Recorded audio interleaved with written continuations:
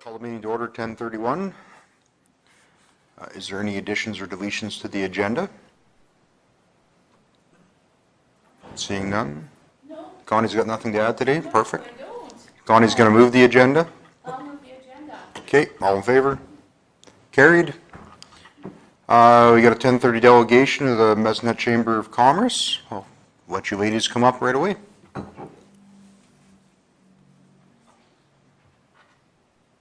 do have a handout that we'll just distribute around to each of the members as well.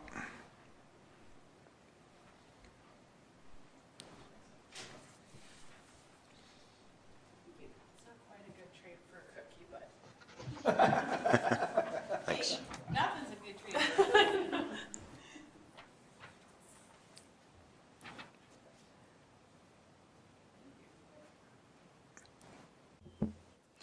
The floor is yours.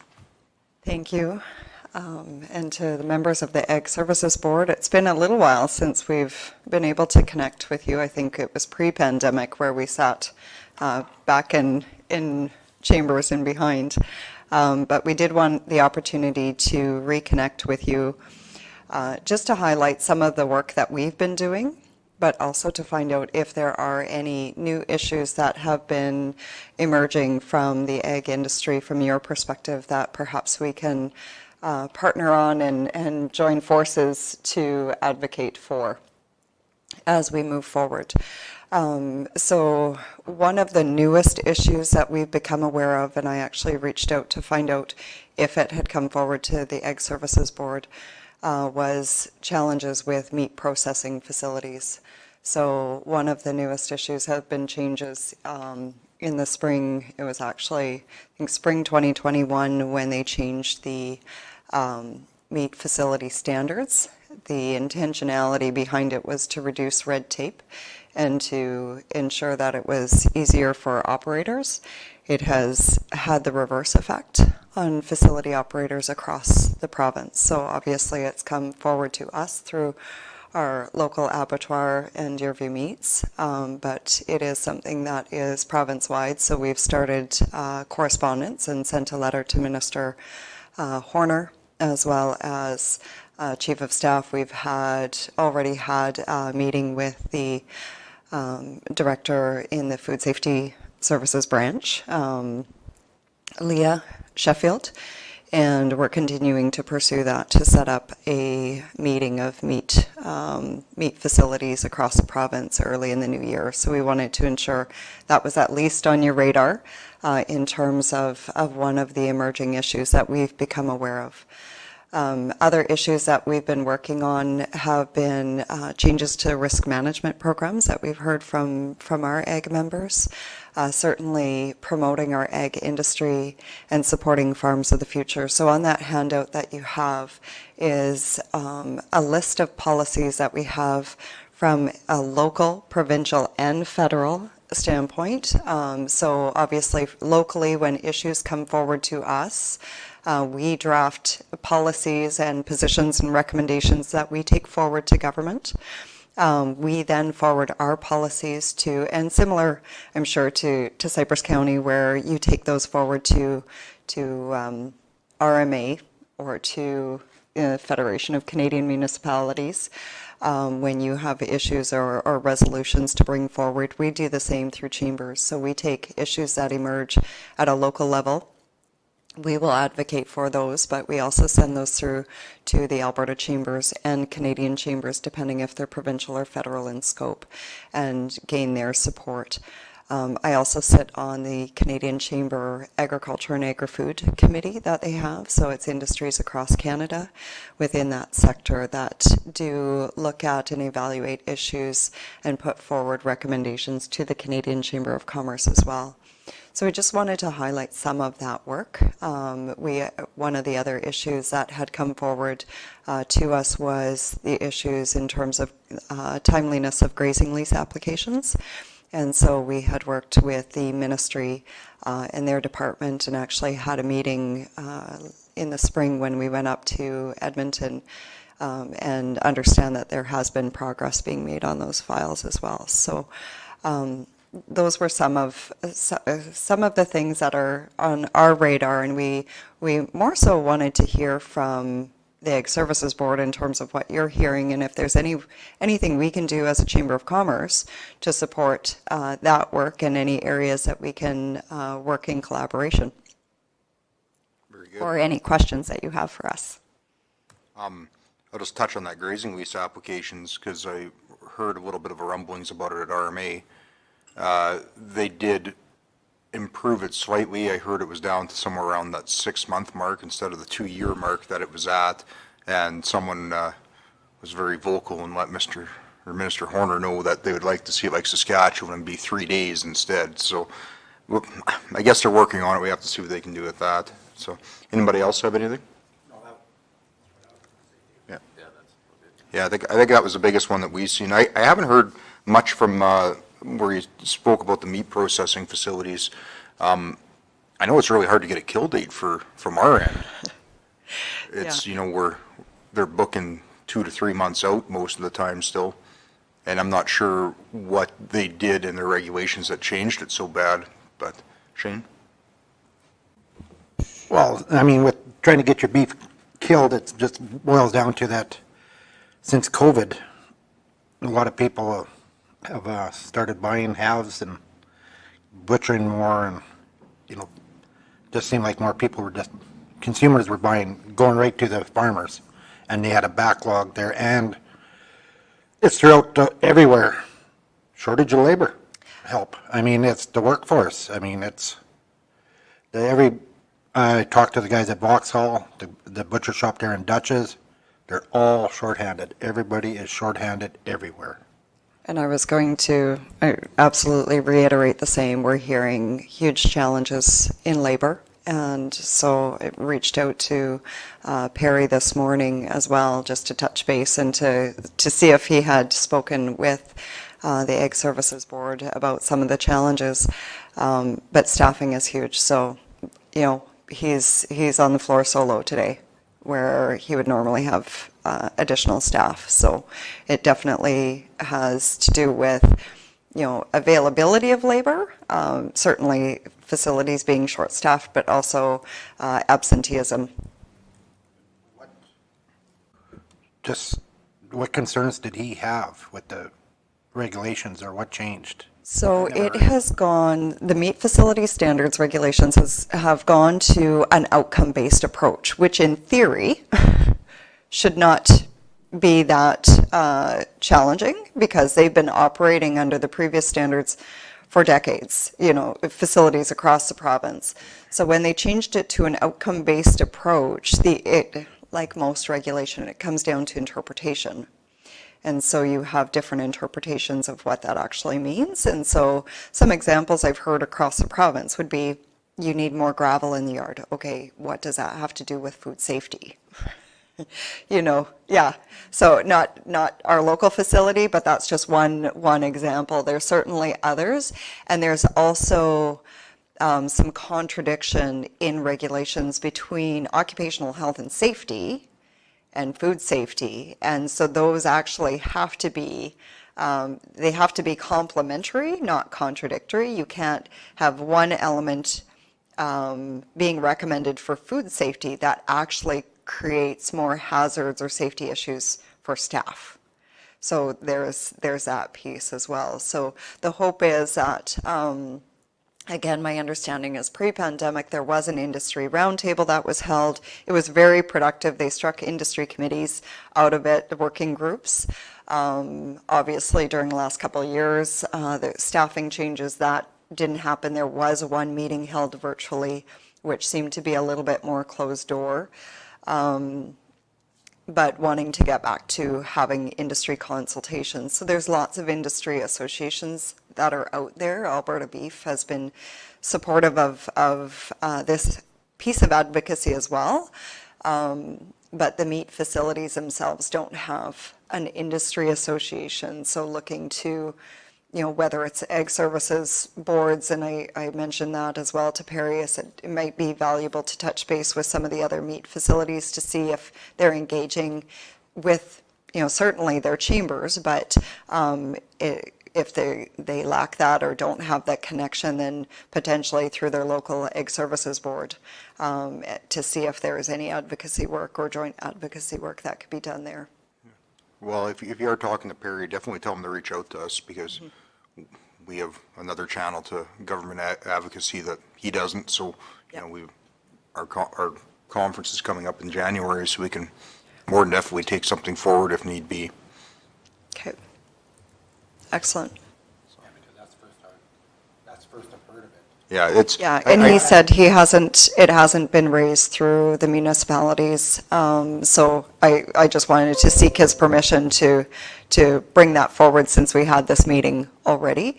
And again, just out of curiosity for our own efforts, if we can align, if there are other things that you're working on from an advocacy perspective, making sure that we're aligned with some of the concerns that you're bringing forward to government as well. Wayne?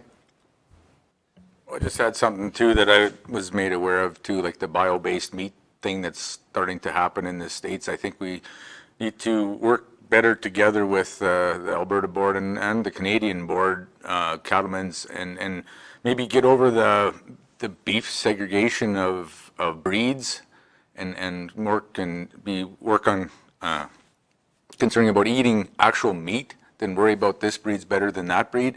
And I think our Alberta beef producers need to pay more attention to that than because if you look at their magazines, a lot of their magazines are based on, you know, this breed and that breed and this breed all, you know, fighting for their market share. But if we're not careful, we're going to lose our whole market. So I think we have to figure out a way of collaborating with our higher powers to promote the fact that natural meat is a better way to go, if that's the way of saying it. A steak is a steak, it doesn't matter what color it came from. Yeah, yeah. Through the chair to Blaine, are you aware if Alberta Beef or Canadian Cattlemen or Cattle Association has a position on that they're advocating for already?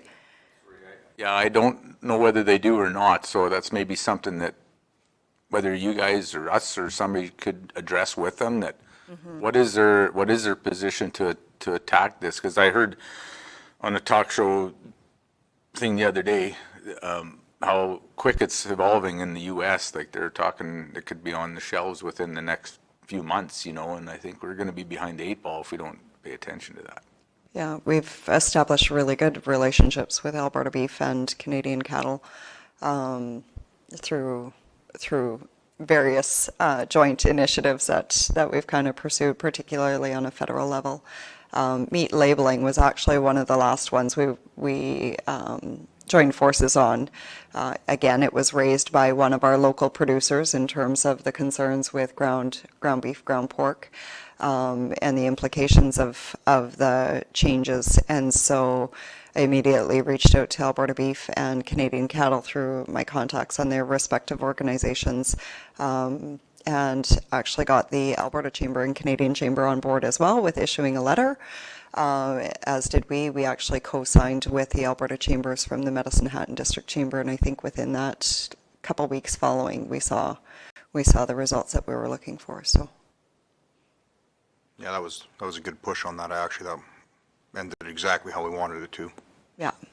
Yeah, and I think that just speaks to some of the success we can have when we leverage all of our networks. So, you know, obviously municipalities have a strong voice and through industry-specific associations, but then you add the weight of the chamber and getting us involved at the different levels. It's, I think, much more effective when we're singing from the same songbook and asking for the same things.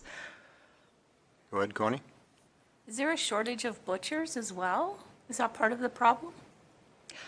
I couldn't speak to that specifically. I know anecdotally, broadly, that is certainly a concern provincially, nationally in terms of the meat processing facilities, and we certainly saw the vulnerability of that during the pandemic and the shutdowns that we had at our large federally regulated facilities, and we've had the conversations in terms of benefit to smaller abattoirs and being able to, provide some of that continuity through smaller meat processing facilities rather than being solely reliant on some of the larger facilities.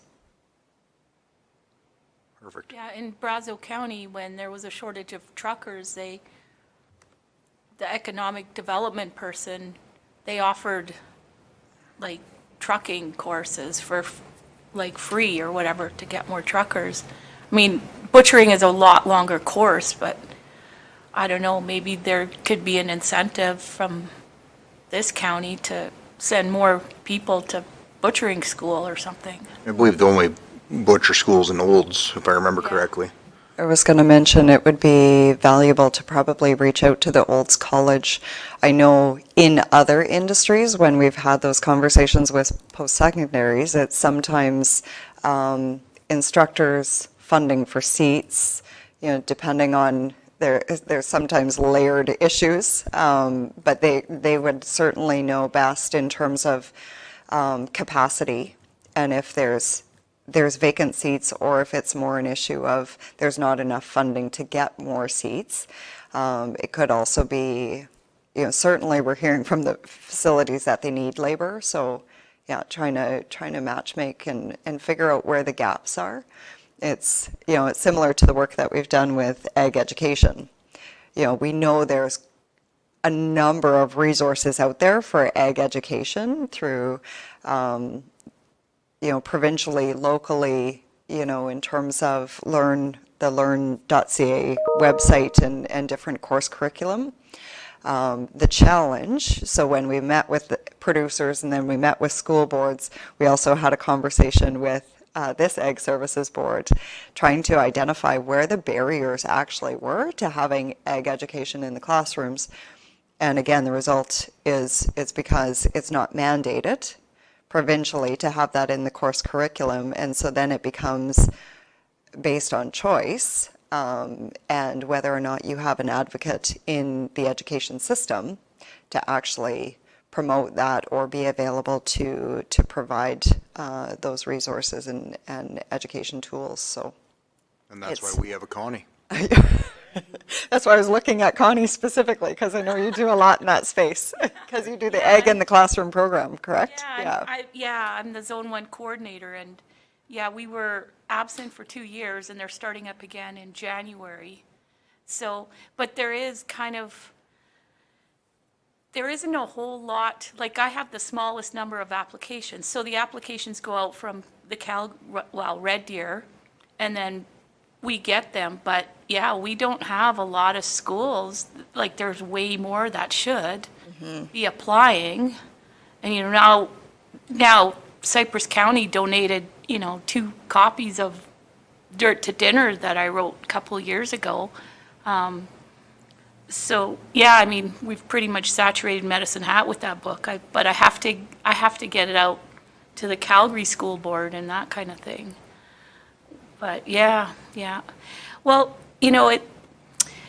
only having one place that teaches butchering is not great. Like, I don't know why Medicine Hat College or Lethbridge College or any of those could be offering that.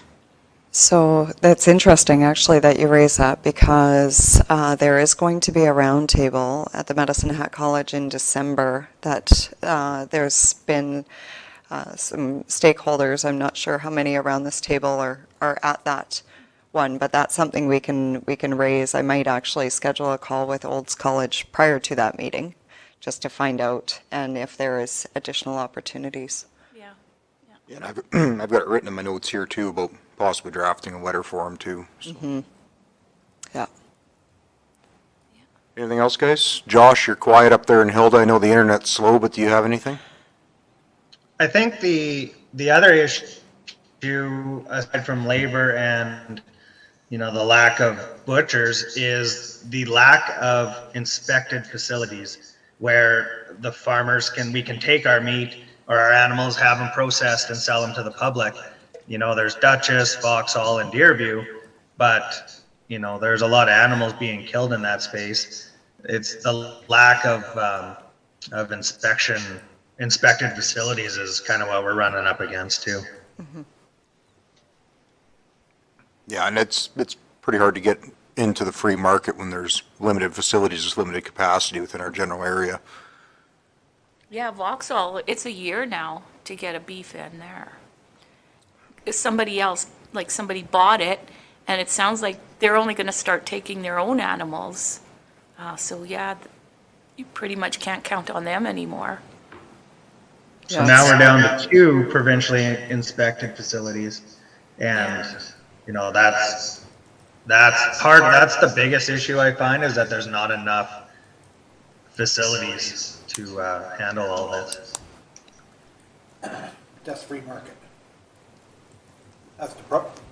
The problem there was, before COVID and that everybody wasn't as busy. And then now it's hard to regulate or try to start something up because it's all independent owners and that. So if they see a need, if there's a need, and they see a need, maybe more will show up. But I know it's hard to get into it because of the regulations, but Yeah. it's one of them things. There's a lot of red tape in that industry. Yeah, I think it's challenging to get into, and then you deal with labor challenges and the regulatory challenges. I also know that through the changes made to the meat facility standards, that there have been some facilities shut down, and so that's now causing backlog as well in those facilities. So if they have an action request through the meat inspectors, and it shuts them down for a period of time, now you're creating even more backlog in that process, and it's a bit of a disincentive for some of those operators to keep going.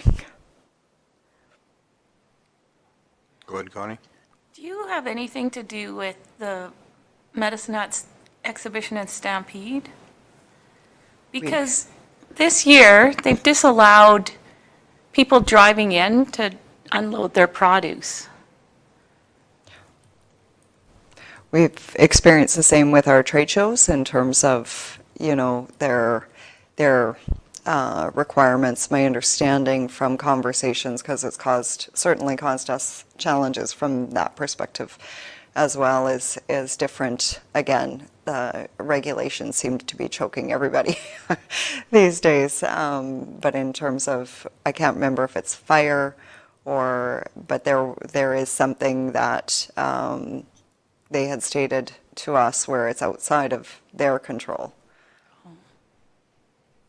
But we can follow up on that too. Yeah, I find mean, out for I'm sure. 60 years old. I don't want to carry in 30 pounds of potatoes times. So, I mean, I didn't go this year. I mean, there was another reason too, but Yeah. yeah, and I mean, some of those vendors are like 75 or 80, and they're having to carry stuff in. I mean, they're letting livestock in there, like a vehicle's a little bit more controlled. Yeah. I might go back to the old I think- thing too, Connie. What would you rather have? Would you rather sleep in a garage with 5 cows or sleep in a garage with a running car? Okay. Just stating. Well, we all Josh? turn our vehicles off, though. There, yeah. I think my biggest things in the ag industry right now are labor, like we talked about, and government regulations on the fertilizer emissions, how that's all going to play out, as well as the deregulation of our strychnines and stuff like that. That is going to cause a huge problem going forward when we don't have access to these chemicals that we need to take care of gophers and such. Those are the biggest thing. One thing, Lisa, I will say is your email that you send out monthly with all the ag updates is very good, and I hope you continue to do that. I've got some very good information off of there and different things like that. That is absolutely great to hear. Alex has taken on putting that together each month, and it has been one of those questions we've had in terms of, do producers find it valuable? Are they reading it? So thank you for that feedback. That is hugely valuable to us. If we can get more people subscribing, and again, it's something that is available whether you're a member or not. So certainly share the message, and if we have that kind of interest, we'll continue to produce that.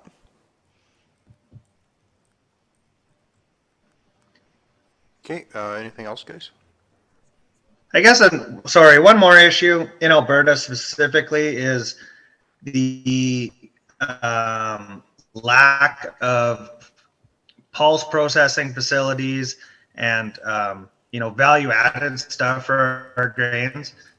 We're really, I mean, all our stuff from our farm here is going to Saskatchewan, our mustards and even some peas and stuff. Alberta's that much closer to the coast. I don't understand if it's regulatory or if there's just no interest here to have these processing facilities. I know there are more pea processing facilities opening, but that's something that we're really lacking in Alberta is processing for our commodities. Yeah, great feedback. I understand that we lost a potential facility to Strathmore. So certainly if there's ways that we can generate that interest here. I know that ag and ag tech seems to be of interest certainly to the city as well. That's come up in conversation, so I don't know what will transpire in terms of more of that industrial development within the region. We very much focus on benefits to the region and not any singular municipality. So thank you for that. That's certainly something we'll continue to take away and push for.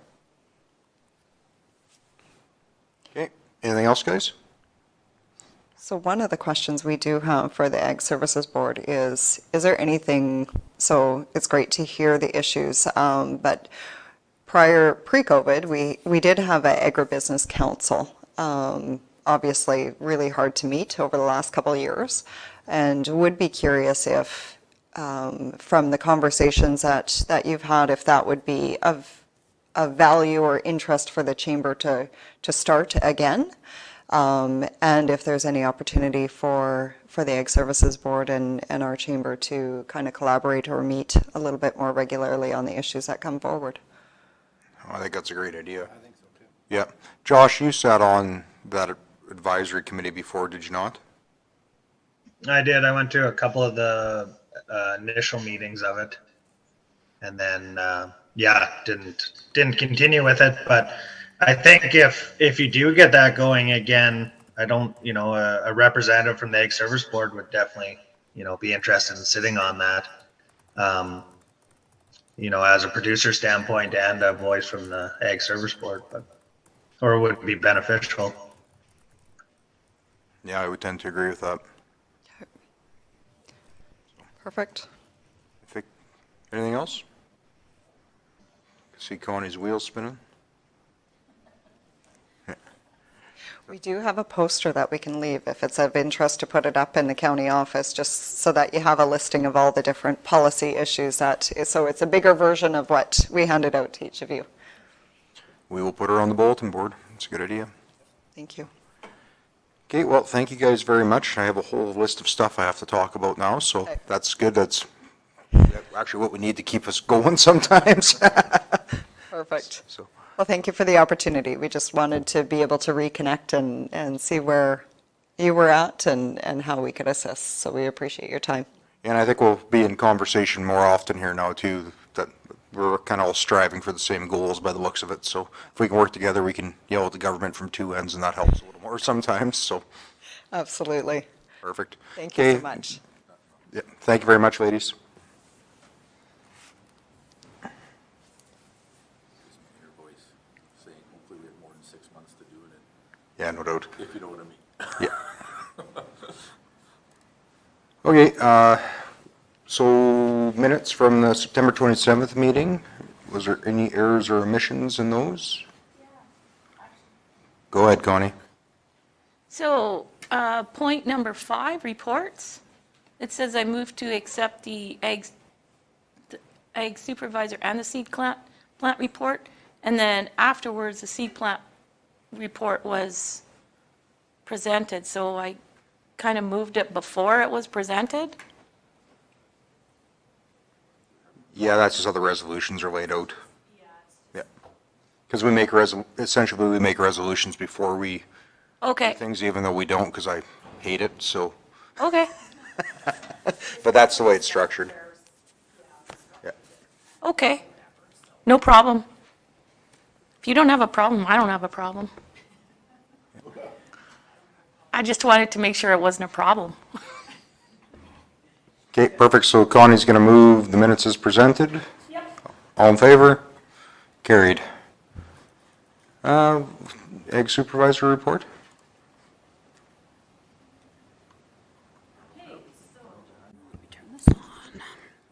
So the South Region ASB Conference was on October 25th in the Crow's Nest Pass. They had updates on many of the programs that the ASBs participate in with Alberta Ag, and there was a lot of other interesting topics. It was quite good, actually. I attended an environmental farm plan training in Lacombe last week. IST and service training will be in Grand Prairie on December 5th to the 8th, and Braden and I will be flying up there to that. The provincial ASB conference will be in Grand Prairie January 17th to the 20th, 2023. The registration package has just come out, and I had booked flights though a week or two ago or whatever, just to make sure we could get on those. So I'll do registration and hotels and that sort of thing, hopefully today or tomorrow type thing.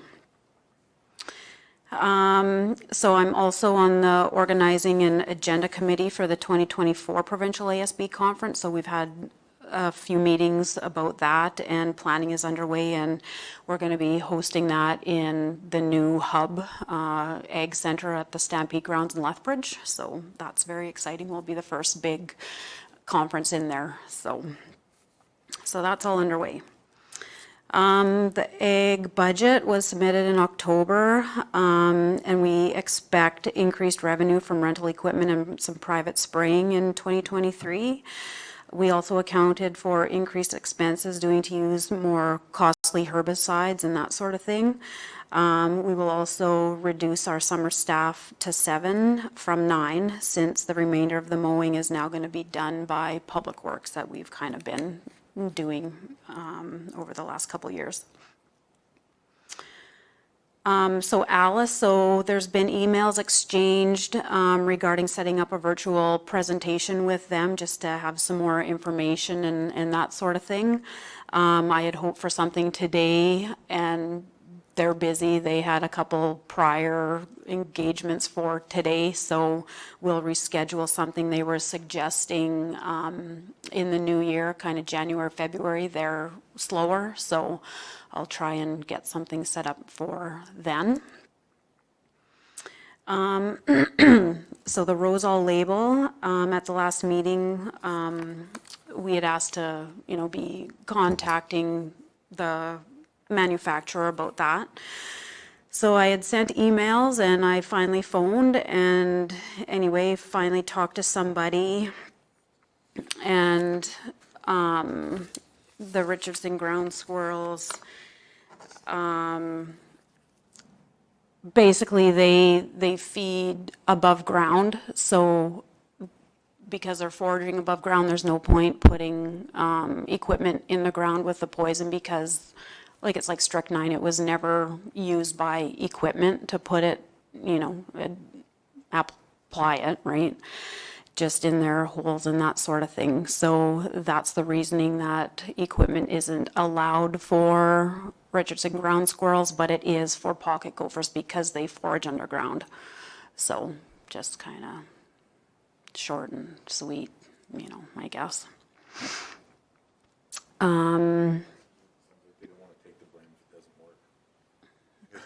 You're correct. It sounds like they don't want to take the blame if it doesn't work. So there was a letter of support addressing the veterinary medicine education opportunities sent out. So there's a copy of that in the items for information section of the agenda. The Eco Brand applicator, we were asked to look into that too. So there's been emails sent about pricing and information on the Peacock Eco Brand applicator, and there's still been no response for that. We also kind of looked into a few other brands, like John Deere and Kuhn and Valmar and that sort of thing. We've found that some are just way too big for what we would want, and still kind of looking at prices and stuff for that. So a new invasive weed species in later October, it was brought to our attention that there is another potential new invasive plant growing in Cypress County and in other parts of Alberta. So we had one report of this plant in 2020 before we kind of knew it was going to be an issue. So it was identified as German status. It's normally grown as an ornamental, and in this case it was close to a bunch of acreages, so we just thought that it had, gone to seed and blown around kind of thing. And then one of the weed inspectors found another one kind of in the same general area a few miles away last year. And then the Alberta plant specialist had reached out in October saying that they had 3 reports of this plant as well. And also some was growing in Foothills County. So now they're, just kind of keeping it on their radar and wondering what's happening with that. So we'll keep an eye out and see if we find any more of that. So the seed cleaning plant, we were asked to reach out to them inquiring about their meetings over the summer. And the reply was that almost every RM in Alberta provides assistance to their local seed cleaning plant co-ops in various ways.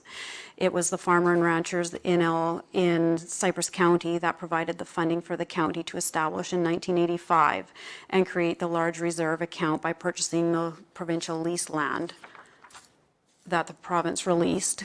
Considering that the present council chooses to do 0 for the seed plant and the farmers that depend on it, he sees no reason for having a councillor on their board.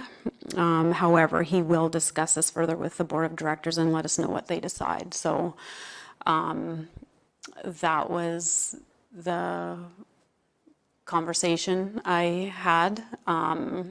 And there is another agenda item further that they have decided that it is, maybe beneficial to have a representative on there so we can, decide on who that will be later on, I guess. So there's been 3 mobile seed plant inspections in October. And these are based out of Saskatchewan, but they often come and work in Alberta. So we did those, and the 1122 plant inspection will be on November 29th. The fall rat inspections of all potential rat habitat began October 19th along the border in Range 1, and we're continuing with that. So we're only required to inspect Range 1 unless, of course, there are any signs of rats there, then we can do an 8 kilometer radius inspection from there. And of course, I guess there's no signs of rats. And rental equipment, there's been a couple rentals in the last month or, since we've had the last meeting, I guess, a couple months. So land roller, I guess, and seed drill. Yeah. So questions? Any questions for Lisa? Go ahead, Shane. I got a comment. Your mic's not on. I got a comment. So next year, going forward, can we please make sure that our people that are spraying weeds do our yard first and keep it down, because it was embarrassing this year to see weeds 3 feet tall along our fences in our own yard. Yeah. So it's just hard for people to look after. We got charged for spraying out on pasture land, spot spraying and that, but I think we got to keep our own house neat too. And it's not just the office, it's most of our community facilities and whatnot too, because I know I took the liberty of spraying around the fire hall one time too in 7 because it was getting out of hand, and you guys probably don't agree with what I sprayed it with, but it died.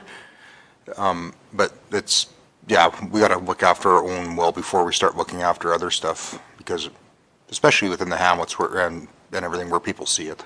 Yeah, no, fair enough. Any other things for Lisa? Go ahead, Connie. So I was the only one who went to the South Region Conference, and Shane decided to see if I had my phone on or off. So thank you for that reminder. But one of the really interesting topics that they talked about was on Pheasants Forever, and they talked about trespass farming. So when the farmers decide the ditch belongs to them and they use that too to turn their equipment around. So, yeah, that was a interesting one. And that message should go out into the next newsletter. Yeah, so we posted that actually on Oh. Facebook Oh, too, okay. a couple weeks ago maybe or something. Okay. And yes, we're planning on putting out a newsletter in December. Yeah. So we've got something for that in there too. Yeah, yeah. Yeah, it Yeah, was good. because, man, it is a problem in some counties. Them farmers, they really like to get as much land as they can when they're seeding and stuff, especially them dry land guys. Well, it's the irrigation guys. They take out the fences because they want to turn their sprayers around. And I had an argument with one fella, and I said, well, you spray around your outside first. He says, well, he's had too many booms that he's injured or broke on the fence lines. Well, that's the sprayer operator. That's not, that's not for you to use the county ditch as a place to turn around. So, yeah, Yeah, yeah. Josh? We're waiting for a response from Josh. Did you have one? Yeah, I don't know. It's definitely an irrigation problem. It's not a dry land issue, especially up here. I'm not seeing that up here. I am seeing farmers spraying the county ditches to knock the grass back, but also, that has been an issue up here where one farmer in particular loves to spray out the ditches, and I think that's something that needs to be addressed. I don't see turning around in the county ditches up here, but I definitely see it on the potato ground. Oh, definitely. And, well, everybody, they pay $2 million for a quarter, so they think they should get the ditch with it too or something. I'm not sure. That's what one counselor said. Well, they're paying $2 million a quarter, so they have to squeeze out every cent. But if you're farming 50 quarters of land, do you really need to squeeze out every inch of it? We've solved that problem in the past where people have taken upon the county roadways upon them, or right-of-ways upon themselves, and they just get mowed. Because I remember making that motion. So it's something we can deal with if need be. Yeah. I haven't seen too terribly much of it in my area. Oh, There's the odd guy, but usually I have a nice little chat with them and it stops. But the problem is once that ditch grass is gone, it doesn't come back either, so.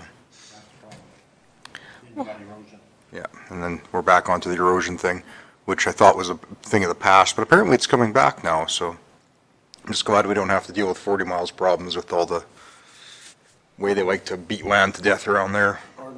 Or Newell, yeah, there too. don't get me started on them. Yeah, that Connie Capper, her garden that keeps moving into the county road allowances up there, I tell you. Yeah.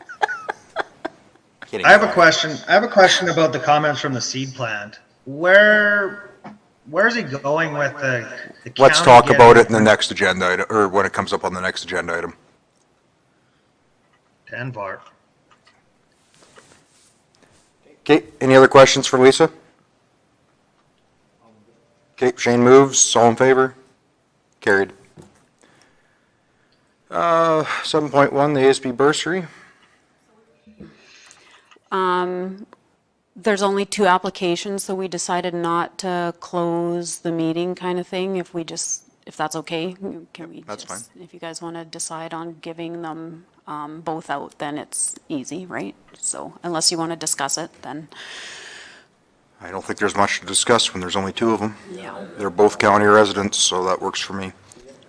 So does someone want to? They're actually not both county residents. One is a county resident, one lives in Bull Island. They actually live in the county. Yeah. They're places inside the county, actually. Like Laidlaw's gravel pit, that's where they are, and they're actually in the county. They Oh, go that to is school in okay. Bull They Island. go to school in Bull Island. And in the policy, it says that's okay, so. Yep. And does the policy allow for international? Like, because he's going to Montana, right?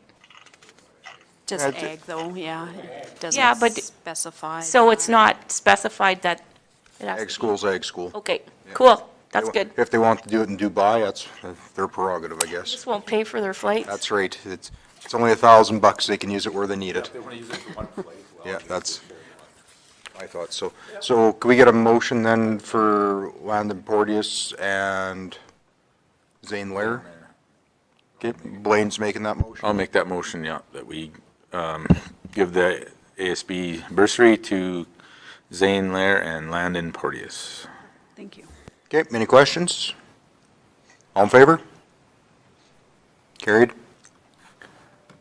7.2 Beef Pen Show sponsorship. So, I guess what I was on. So the Mesnat Exhibition and Stampede had reached out to see if we would donate to the Beef Pen Show again, and I think we kind of did this via email in October. So it was going to be a 3-year agreement of the $750, and you guys were all in favor of that. So if somebody just wants to make a motion to, Josh, you're going to be there? Yep, You all right with being the representative? yep. I'll Okay. make the motion. Perfect. So Josh moves to donate $750, and he'll be the representative to make the presentation. Okay. All in favor of that? Carried. Okay, 7.3 rabies survey, once again. Okay, so this one is, so in 2021, I guess the province had kind of put out just feelers to see if all the municipalities were still interested in continuing with the the rabies surveillance, and for the most part, everybody did want to continue with that. So because of that, in the past, there's been 7 municipalities that has hired a rabies contractor to do ours, basically. So now we're just wondering, as those 7 municipalities, if we still want to pay the contractor. So we still have to do the surveying, and if we don't pay a contractor to do it, then we have to do it. We would have to have training, we would have to have equipment for that, and the rabies shots. So, just curious, we've spent about just under $5,000 last year to have the contractor come in here and spend about 2 weeks to trap and kill skunks and send them off for rabies testing. Go ahead, Blaine. I don't know. I think it's a lot of money spent for not a whole lot. What did we catch? About 8 or something, and a couple badgers. And Yeah, usually, yeah, 11-ish, something like that, so. I mean, how many of these do we actually hear about? Most guys shoot them, and that's about it. I don't know. I personally don't think it's really that money well spent. I think we can spend money somewhere else.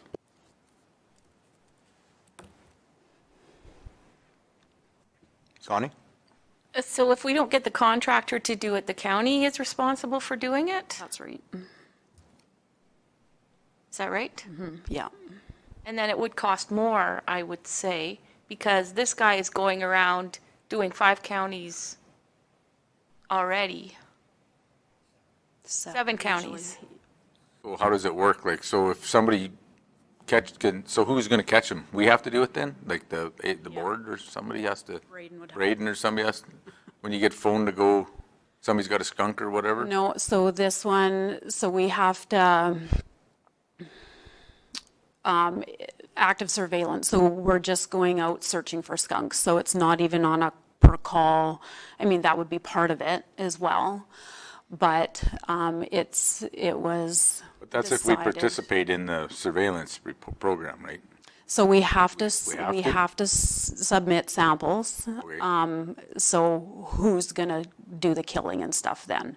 Are we gonna hire the contractor to do it, or are we gonna get Braden to do it? And then he would need, just, we'd have to have a gas chamber and all that kind of stuff to euthanize and that sort of thing, so. 45-gallon drum on the tailpipe. Yeah. And Yeah, that's how they used to do it, but the emissions aren't high. Is there any amount that we have, that has to be submitted per se? In the idea of the whole program when it started was that each municipality was supposed to have 60. And, and that was part of the reasoning why the province was asking about this last year, wondering if, they should still continue and that sort of thing, because nobody is getting 60, it sounded like, or, for the most part. But at some of those meetings, because there is rabies in Saskatchewan, most municipalities felt it was still important to do this. The whole reason to do this is to keep rabies out of Alberta, right? And there is rabies in Saskatchewan, and they're getting closer and closer to our border all the time, kind of thing. So that was kind of the reasoning to have funding, for this program going forward. So now Warner has, usually been the one dealing with this contractor. So if we back out, then others might have to add more money in, kind of thing. So this might be, just more of a guideline kind of thing for now, just to see what the rest of the municipalities are going to decide. And then we have to wait and see if there's enough that want to participate in hiring him or not, so. Go ahead, Connie. Well, the Ag Service Board grant covers that, so it's not like it's coming out of county money. Isn't that right? We would get money for that. Yeah. Yeah, for the rat and. Yeah, so it's, yeah. And I mean, prevention is worth way more than, once the problem's here, then you're kind of screwed, right? I mean, the rat program did catch the rats, so prevention is always a lot better than letting the problem in. From a strictly cost standpoint, what would it cost to set up all this stuff for Braden to do it? And does he have time to do this, or do you have the manpower to be able to do this, or are we better off from a cost standpoint paying the $5,000 to the contractor? If we're mandated by the province to continue with this, then it's either we do it and have the added cost of setting everything up, or we pay this contractor. And I don't know how much, it would cost to get that tank and everything, to be euthanizing. And the amount of time it's going to take him to do it's going to be the big thing too. Yeah. Well, there's so much driving and stuff. So much driving, whatnot. I think we're almost better off. He's got better things to do than catch skunks. Yeah, for sure. It's in the budget. It's been in the budget, for years type thing too, so. Yeah, I'm fine with it. I didn't understand, so thanks for Yeah. pointing that out, that we do get a grant for that. So if we do get a grant for it, it's not as big a deal. I just was looking at the numbers, wondering how feasible it is, and then the other thing you pointed out, that we're mandated by the government to do it, so I guess we have to do it. Yeah. Okay. So Blaine's moving that we continue with the rabies program and commit to a 3-year contract again. Okay, any more questions? All in favor? Carried. Is Queen Farms coming into chambers, or are they coming in Zoom? Zoom at 11:30. What time is it? Okay. Okay. So we'll do the BMO Family Farm nomination thingy. So it seems like we just did this, but here it is again. So yeah, I guess permission or whatever to advertise, to, have it out there again and get some nominations. FYI, there was 2 nominations last year, so if we wanted to use that one, then we don't need to advertise, or, we I could, think we should advertise for it. Yep. okay, and then decide, yeah, okay, sounds good. So Shane's moving that? Yep. Okay, any questions? All in favor? Carried. This might be a long one, but they can wait. 1122 Seed Plant Board Representative. Okay, and each year, the ASB appoints a member of our board to act as the county's representative on the 1122 Co-op Seed Plant Board of Directors. They were sort of maybe asking to have somebody that is a grain grower and a member of the co-op, you know, kind of to sit on it. Just, they were, you know, just kind of throwing that out there, so. So that's me. Josh, go ahead. Well, yeah, it can't be me. I have a conflict of interest. But I have a problem with Gary's comments. Was the county not involved in the initial setup of that place? Yes. Back in. And also, where's this big money he's talking about from the lease land? I mean, that has zero to do. Is he talking about the county's coffers and he's still mad that the county didn't put money into the new plant? That would be what it's appearing to be, yep. So, yeah, I don't know. I have a real problem with this whole thing. But it's more the chairman than anything, so. Well, and I'm starting to have a little bit of issues as well, being as there was no communication until we reached out for it, and it seems like there's a lot of brokenheartedness over something that didn't make sense, and it is what it is. There's nothing we can go back and change about it now. So I guess the question is, do we feel that we want to sit on that board, or do we not? Is there a benefit for us sitting on there? In my opinion, there's not. Because I would think there's a benefit to the seed plant of a member sitting on there more than anything.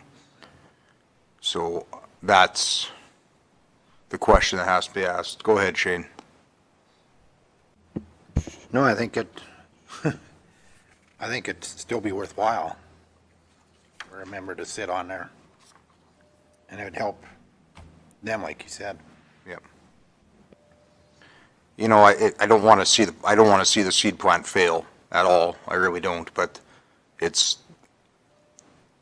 stuck in 1985 and it really needs to change, and I'm not sure what has to change there.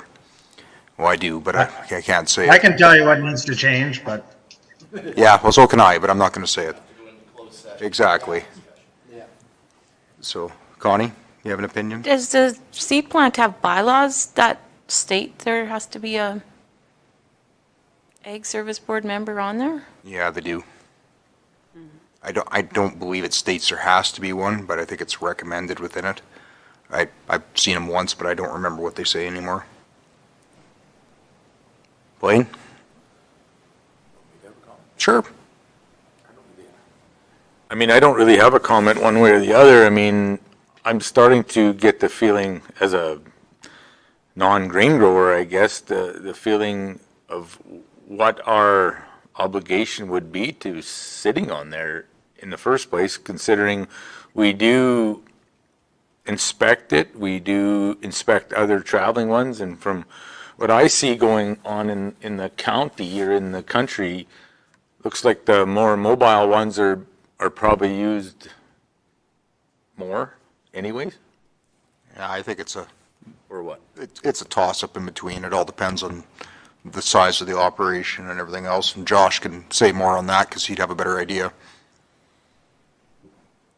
yeah, I think the mobiles are getting more popular just from a age standpoint of the current seed plant and the convenience of the mobile guys just being able to come and you don't have to haul it to town. But there's still lots of guys that utilize the seed plant, and I don't want to see it fail either. I'm not really pleased with the comments from the chairman as a finger pointing thing to this board, because it wasn't this board. And he has to understand that it's not a counselor, it's a representative of the seed plant. Maybe that person is a counselor, but, you know, I don't know.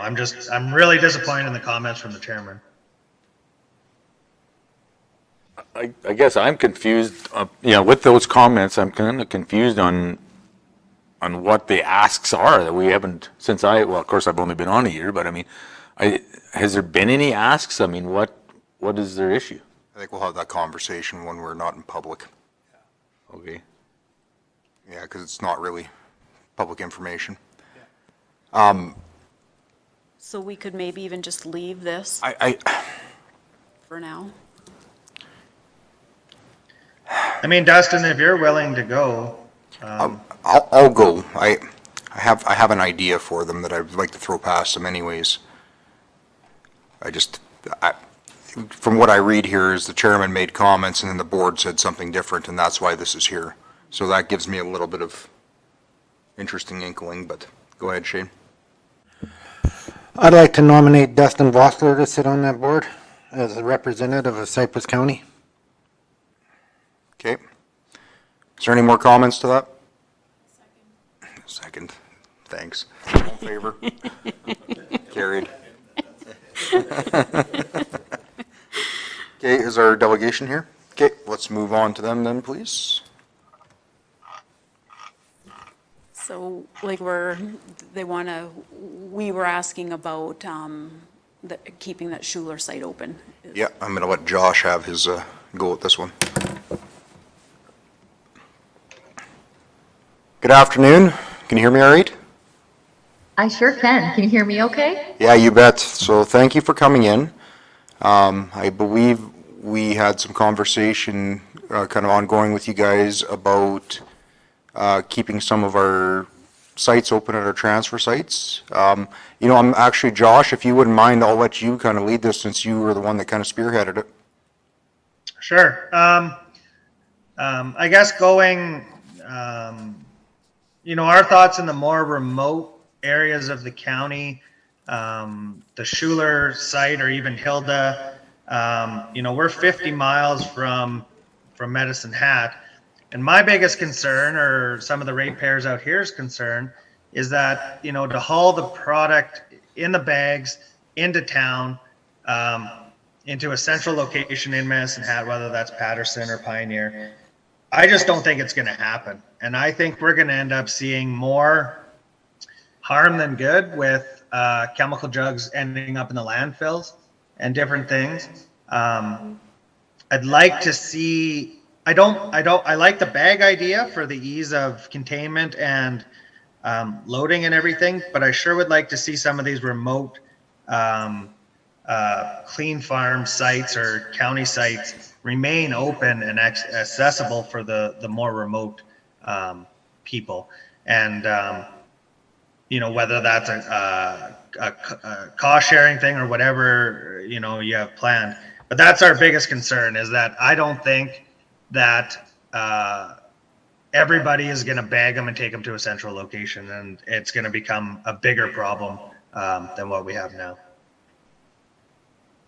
I understand. And I'm actually so happy that you started this conversation, Josh, because this was something that was top of mind for clean farms as well, as we went through the process of updating the small pesticide and fertilizer container collection sites.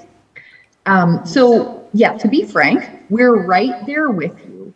And given the sort of distance between the municipal depots and sort of the growers in and around those areas and the closest retailers, we're right on board that it makes sense to keep certain sites operational as well.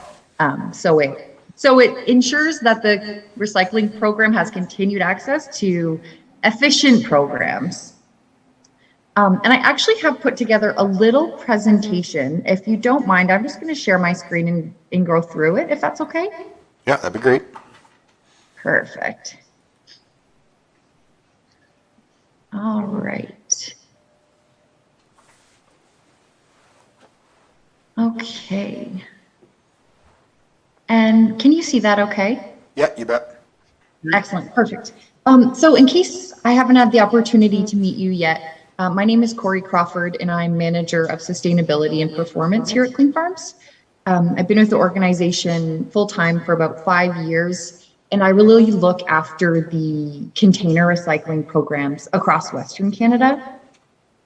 And I'm joined by my colleague, Davin Johnson, who is our Alberta Program Advisor. And Davin looks after anything Clean Farms related within the province. And he's here today and will be able to provide some support at the end if we get into any questions on egg, film, and twine recycling. Okay, so just a quick refresher. We all are familiar with Clean Farms, but we are a nonprofit industry stewardship organization. We are fully funded by our 80 members that you see on the screen here, which are the manufacturers and distributors within the pesticide, fertilizer, seed, animal health, and egg plastics industries. So what Clean Farms essentially does is connect the key players across the agricultural value chain. So whether it's the manufacturers who fund the product, from the programs, whether it's the retailers who provide the collection bags at the point of sale or take back jugs from their customers, whether it's municipalities who very kindly offer that service of being a drop-off location for ratepayers, and then of course the growers themselves who triple rinse the containers and prepare them for recycling. So over the course of the last year or so, we've been busy working on a resolution that was carried by Alberta's Ag Service Board last year, and that was just to transition the responsibility of collecting empty pesticide and fertilizer jugs in the province to dealers and removing the responsibility away from the municipal sites who've been acting as drop-off locations in the province since 1989. So as we go through our transition plan for small containers, we really looked at it through two distinct lenses with the idea that this is going to be a really significant change for most growers who have been used to participating in the program for a certain way for 30 years, and change management is hard.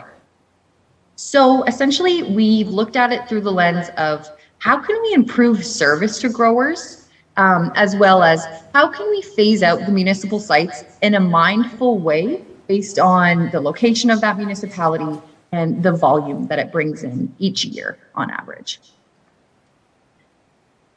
So to the service improvement point, what we've started piloting this year, and we will be continuing to move forward with in the future, is offering direct on-site pickup from high volume growers or businesses across the prairies.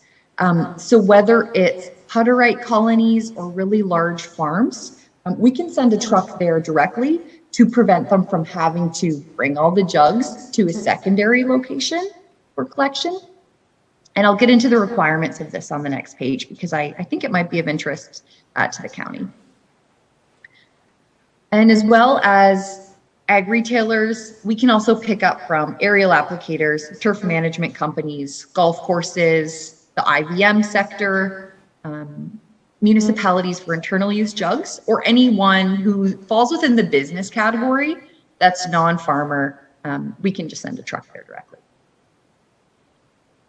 And it's worth saying that this service is available free of charge to all of these parties.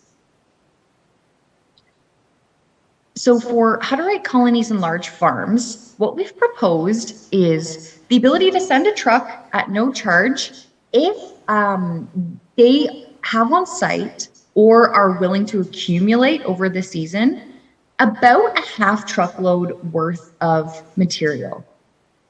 So if we're talking the pesticide and fertilizer jug recycling program, that's for individuals who can collect around 30 full bags of jugs.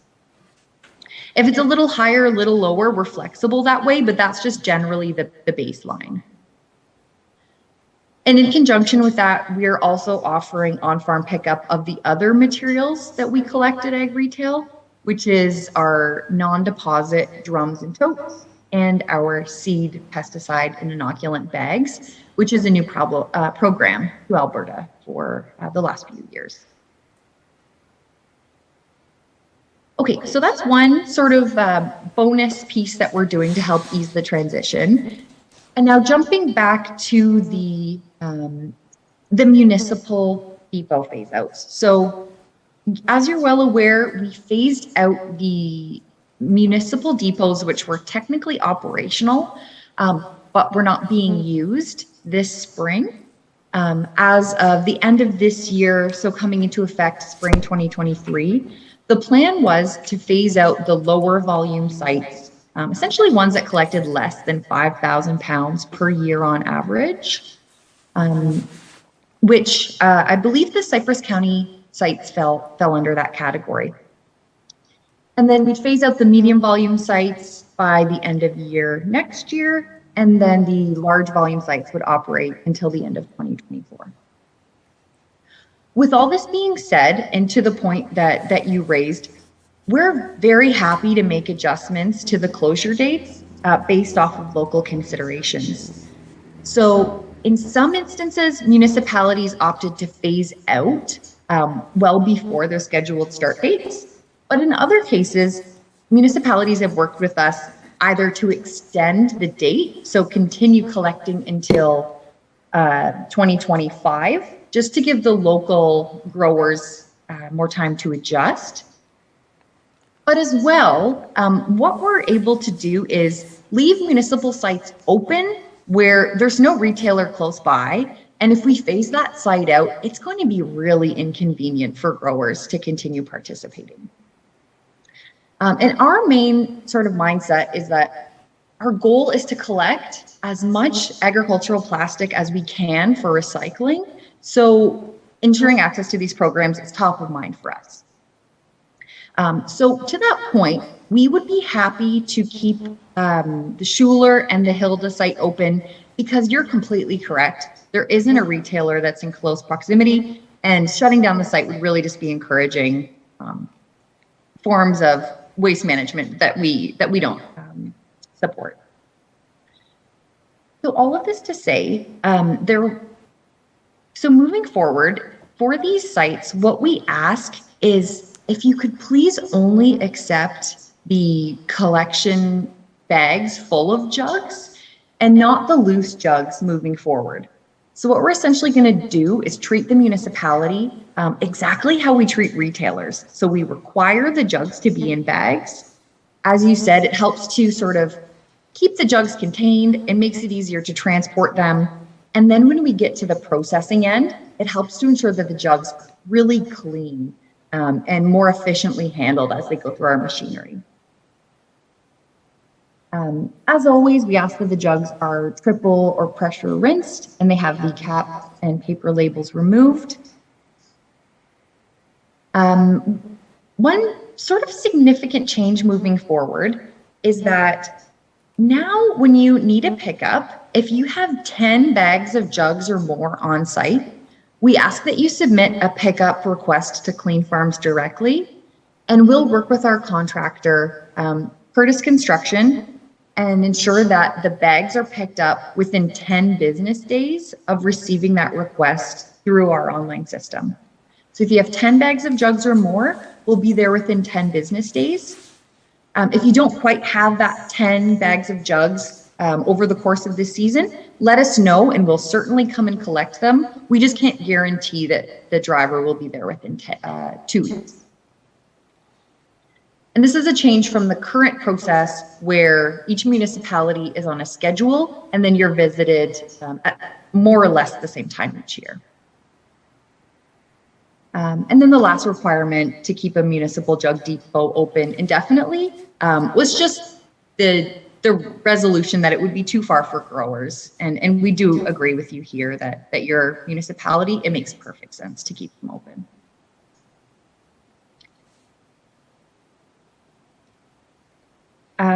So in summary, we do have these communication tools available. We did provide these signs earlier this year to indicate the site closure date. If we're not going to be closing the sites, and if you have this sign, Please, yeah, just don't hang it up. And that is it. So I'll open the floor for any questions. Well, that's great news to hear from our standpoint, I would say. So being with that, those sites are deemed as our responsibility then, not Clean Farms, correct? Because currently, the way it stands, those sites were kind of responsibility to keep the linings up and whatnot of Clean Farms, correct? Yeah, so the relationship between Clean Farms and the municipality hasn't changed. We will provide the rolls of collection bags. We'll provide the service to pick them up free of charge, but the site maintenance and day-to-day operations is still within the purview of the municipality, as it's always been. Okay, perfect. Josh, did you have anything on that? Yeah, I really appreciate what you've done to change. I think that resolution, when it came through, had some unintended consequences, and our county being one of them that had those unintended consequences. So I don't think it's a huge problem to ask producers to put the jugs in bags. I agree. It's way easier to collect and safer for the collection people. And I really appreciate you keeping that remote site open. And I think we can, get some signs up or have something to start getting these producers to use the bags and go forward with that. So I'm really happy to hear that you've made adjustments to that instead of just, phasing these out. And then I think it would have became a huge waste problem going forward. Exactly. And is it just the Schuler and the Hilda sites, or are there other depots within the municipality that it would make sense to keep open? Go ahead, Lisa. The other one is Irvin, and it wasn't highly used anyway. I think it's on the schedule to close this December. Okay. And then the other one on Range Road 63. Which Schlenkers may want to keep for themselves anyways. So. Yeah, I don't know what the plan is really there. So. Yeah, they're about a 35,000 acre farm, so they might actually just keep that site and use, and that might be a conversation we have to have with them if they'll still allow the public to use it or not. But it is close to town, so. It's right on the edge of town, Yeah. so. To Medicine Hat, so. That'll be just a internal conversation we'll have to have with them to see if they keep it or not, or if we close that one. Okay. And just so you know, there was another municipality, they were in the Peace region that we decided to keep the municipal depots open. And what they did for their really low volume sites that got, 100 or so pounds a year was continued allowing growers to drop off there. And then once the pickup was scheduled at the larger site, they would just transfer them internally so that they could the whole municipality could be cleaned out at once. And then the Clean Farms truck just went to one location. Okay, and that's something we can look at too, if we're willing to if we're going to do that, and we can always transport directly to retailers because it's closer from Irvin, for example. We haul them back to Dunmore closer than hauling them to Schuler, so. I see. So and we had thought about that option before this conversation as well, so. Good, I think one thing that should be said too is maybe we should get some of the bags so we can keep them at our transfer sites in case someone shows up without bagged jugs, and they can be bagged at that point and go from there. Okay, yes, most definitely. Our contractor, Curtis Construction, they plan to go out and visit each site in the spring. So April, March, depending on when the snow decides to melt. So we'll make sure that you get some rolls of bags at both Schuler and Hilda. We've got rolls here at the office, so we should be good for a while. And then do we just contact you when we're running low and need some more then? Exactly. Yeah, okay. Okay, well, I think that's about it. We thank you for joining us. That's some good news for us, and I think that'll work really well going ahead. Josh, did you have anything else, or? Just Schuler's the only collection site. Hilda doesn't have a chemical collection site, so Schuler would be the only one. But I would like to see some bags up here that producers can get instead of having to drive to Schuler to get them. I think that would be another step, just to help mitigate some risks. Yeah, and that's something we can look at internally. We can get them up to the transfer sites there or whatever too, so.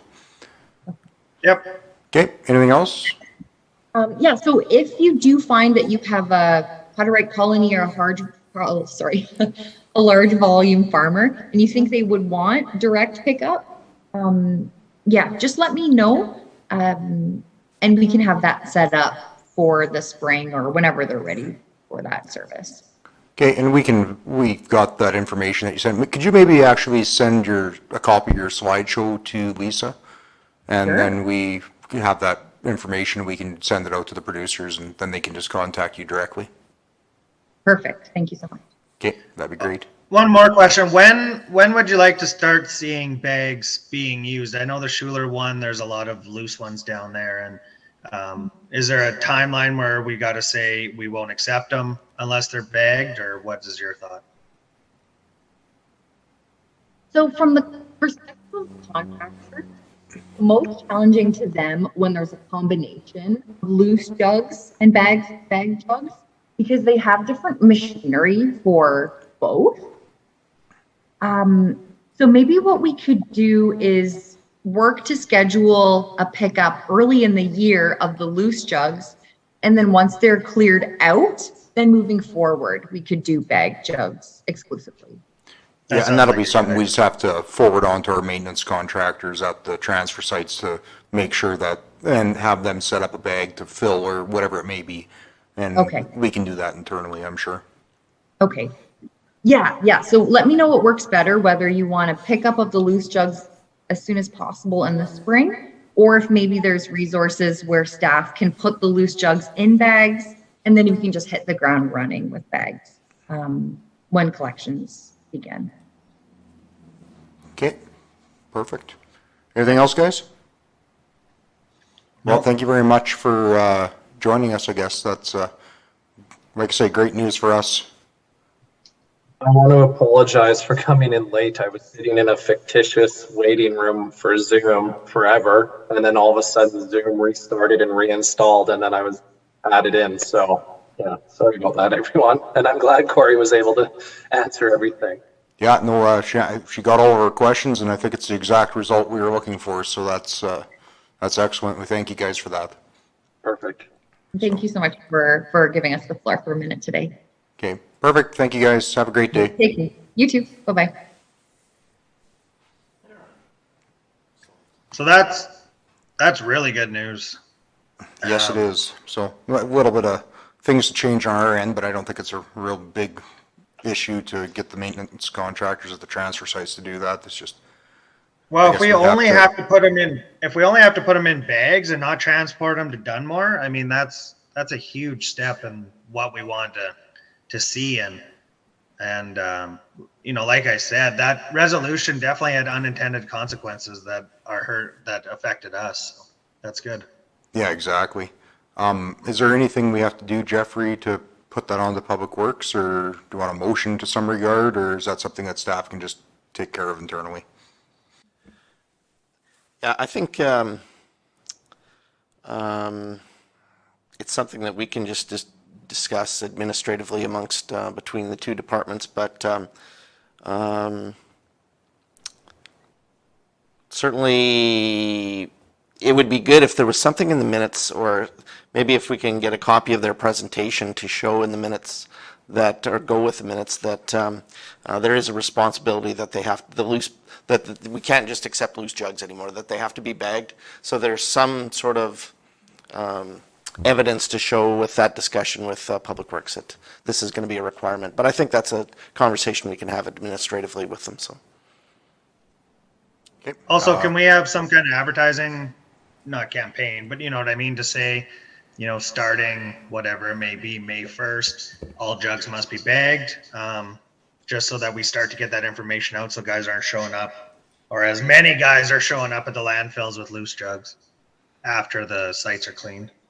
Yeah, we can start like that now even, lots of them have been bagged already, type thing. So some people are aware of it, but obviously not everybody, or they're choosing to ignore it or whatever, right? So, yeah, we can start that right away.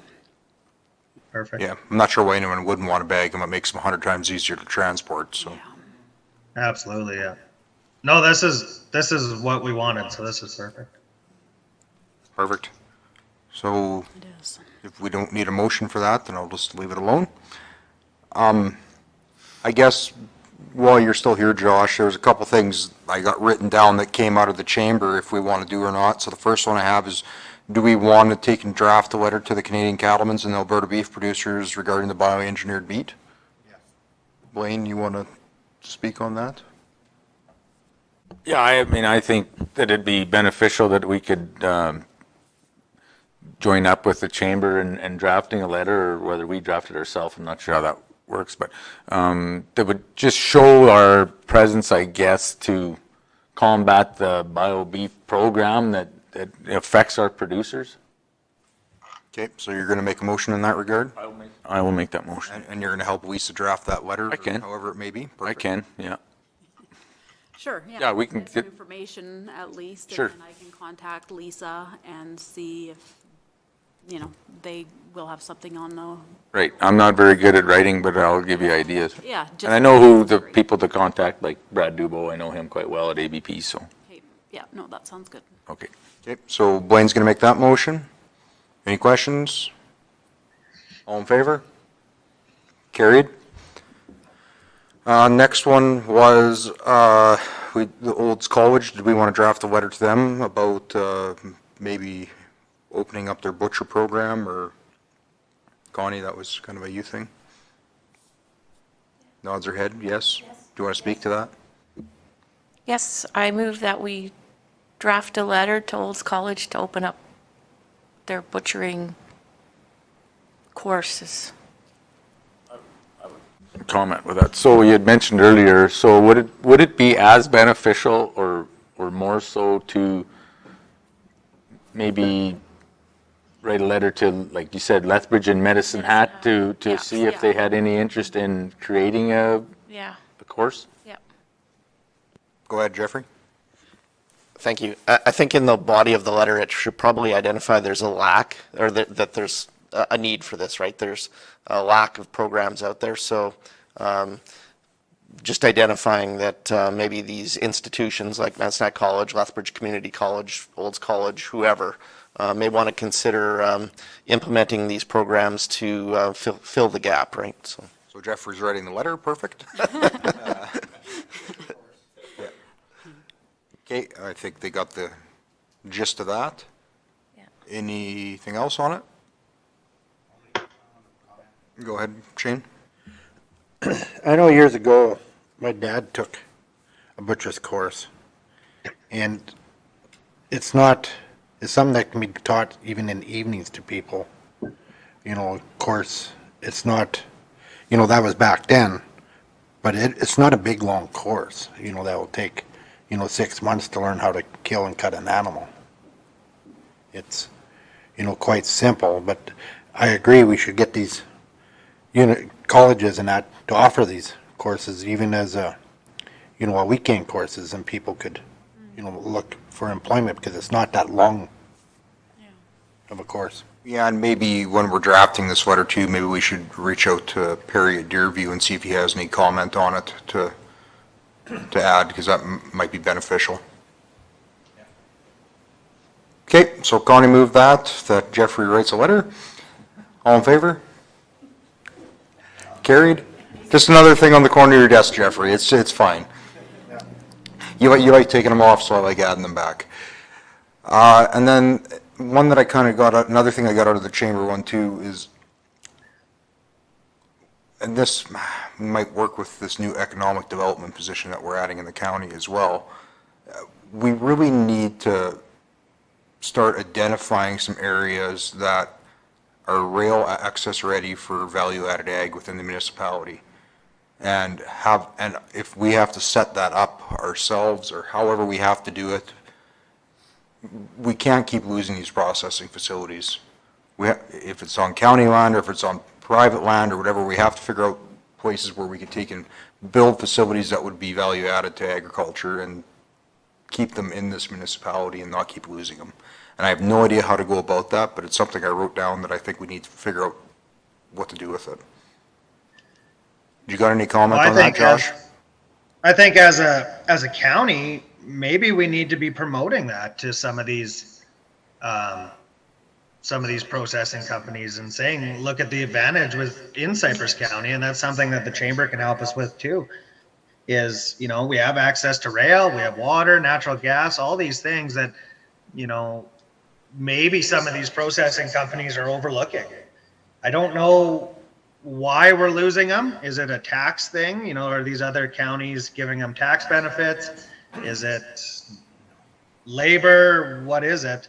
But we grow a pile of pulse crops in this county and surrounding areas that we could, you know, there's no reason a pulse plant can't come. So maybe it's something that we need to, as an Ag Service Board, put something together to take to council to say, look, we need to be promoting the county in these different avenues. Yeah, and whether that be the Ag Service Board, whether it be through Verge or however it ends up being, but go ahead, Shane. You know, Josh, the county we've been looking and searching, I mean, and the city hasn't helped us much on attracting some of this processing plants, you know, not like the Lethbridge. Lethbridge has a more advantage because they are directly, they're twinned more and they're twinned down to the states. And the county has land, we've been looking, we've been talking, so we've been looking. It's not, you know, and reaching out. But it's not a tax thing, because we are some of the lowest tax rates around. Yeah, and I, as a non-counselor, I don't know that you guys have been out searching, so that's good to hear. But at the, you know, I don't know. At the same time, promotion is always okay, is good too, to throw it out there to maybe some companies that, you know, didn't think of Cypress County. And I don't believe that Lethbridge has all the advantages. I mean, we have rail direct to the coast here. We have the #1 highway, twinned. You know, a lot of this process stuff is going to the coast to be loaded on boats or containers. And so I think we have, you know, maybe not equal advantages in the county, but we definitely have some strong advantages here. Yeah, I know the one thing we lack is rail spurs. There's a large shortage of rail spurs down here.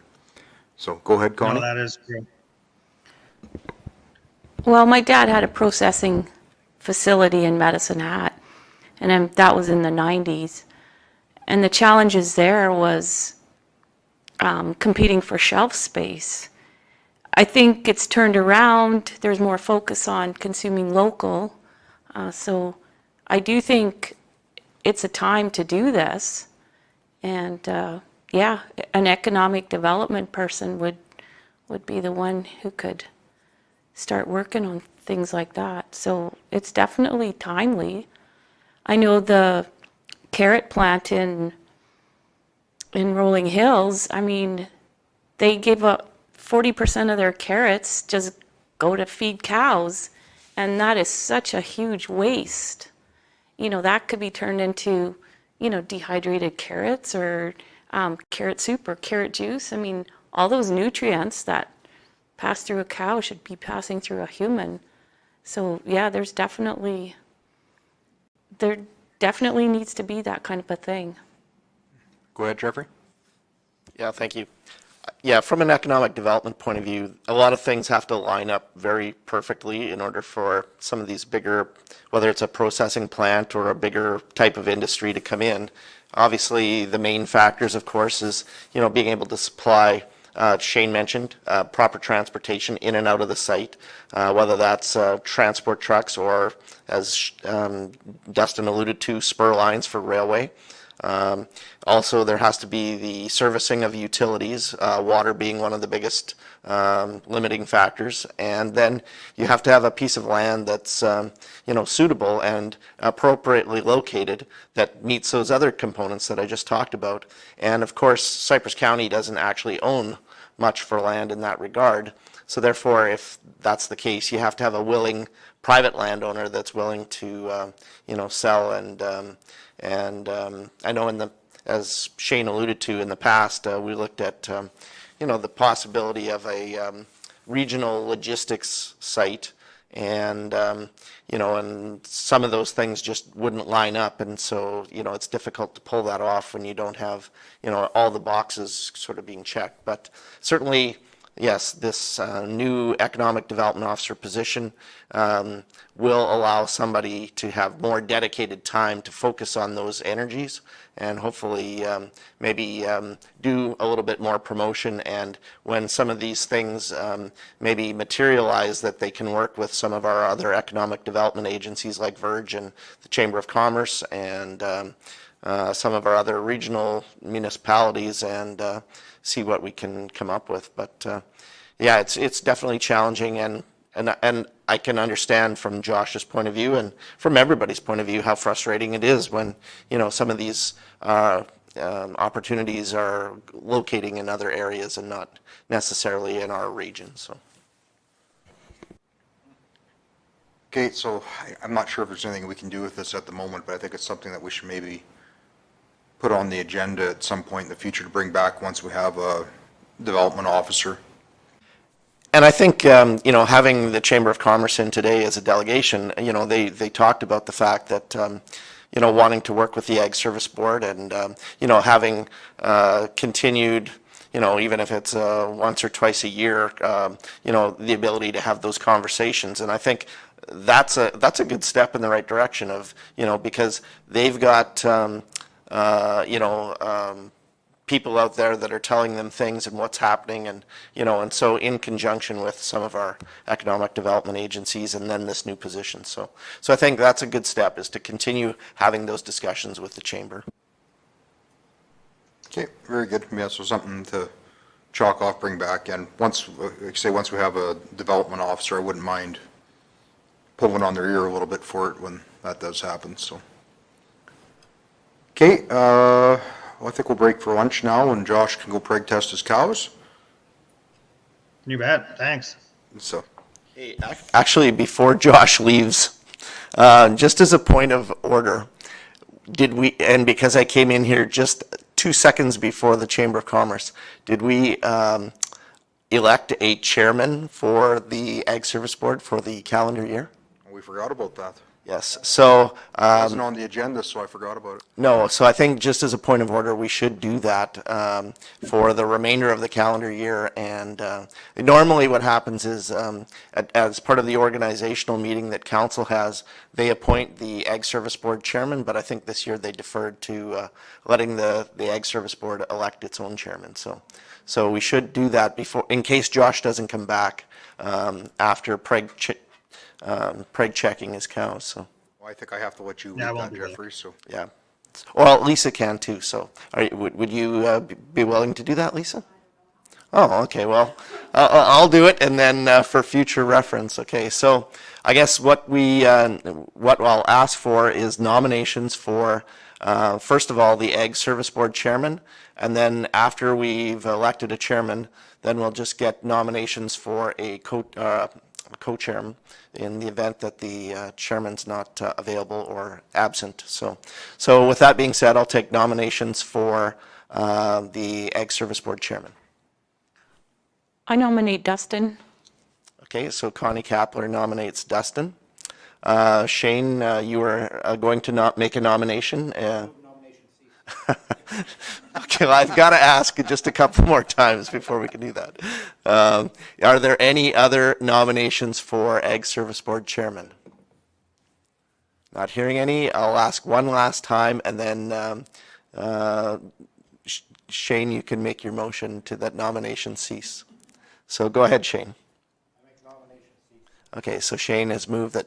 And first of all, before we cease the nominations, I will just as a formality ask that, Dustin, you are accepting the role of Ag Service Board Chairman, and you accepting the nomination? I guess I don't have a choice. So I guess that's a yes. So then I'll turn it over to you, Mr. Chairman, for nominations for a vice chair. Okay, so I'll open nominations for Vice Chair of the Ag Service Board. I'll nominate Shane. Okay, Blaine nominates Shane. Is there any other nominations? Any other nominations? For a third time, any more nominations? Can I have a motion that nominations cease? Connie moves. So by acclamation, Shane, you're the vice chair. Perfect. Okay, That's easy. thanks, guys. Thanks, Josh, and we'll break for lunch now. Yep. Okay, see you guys. Bye, Josh, thanks. And turn on the soccer game.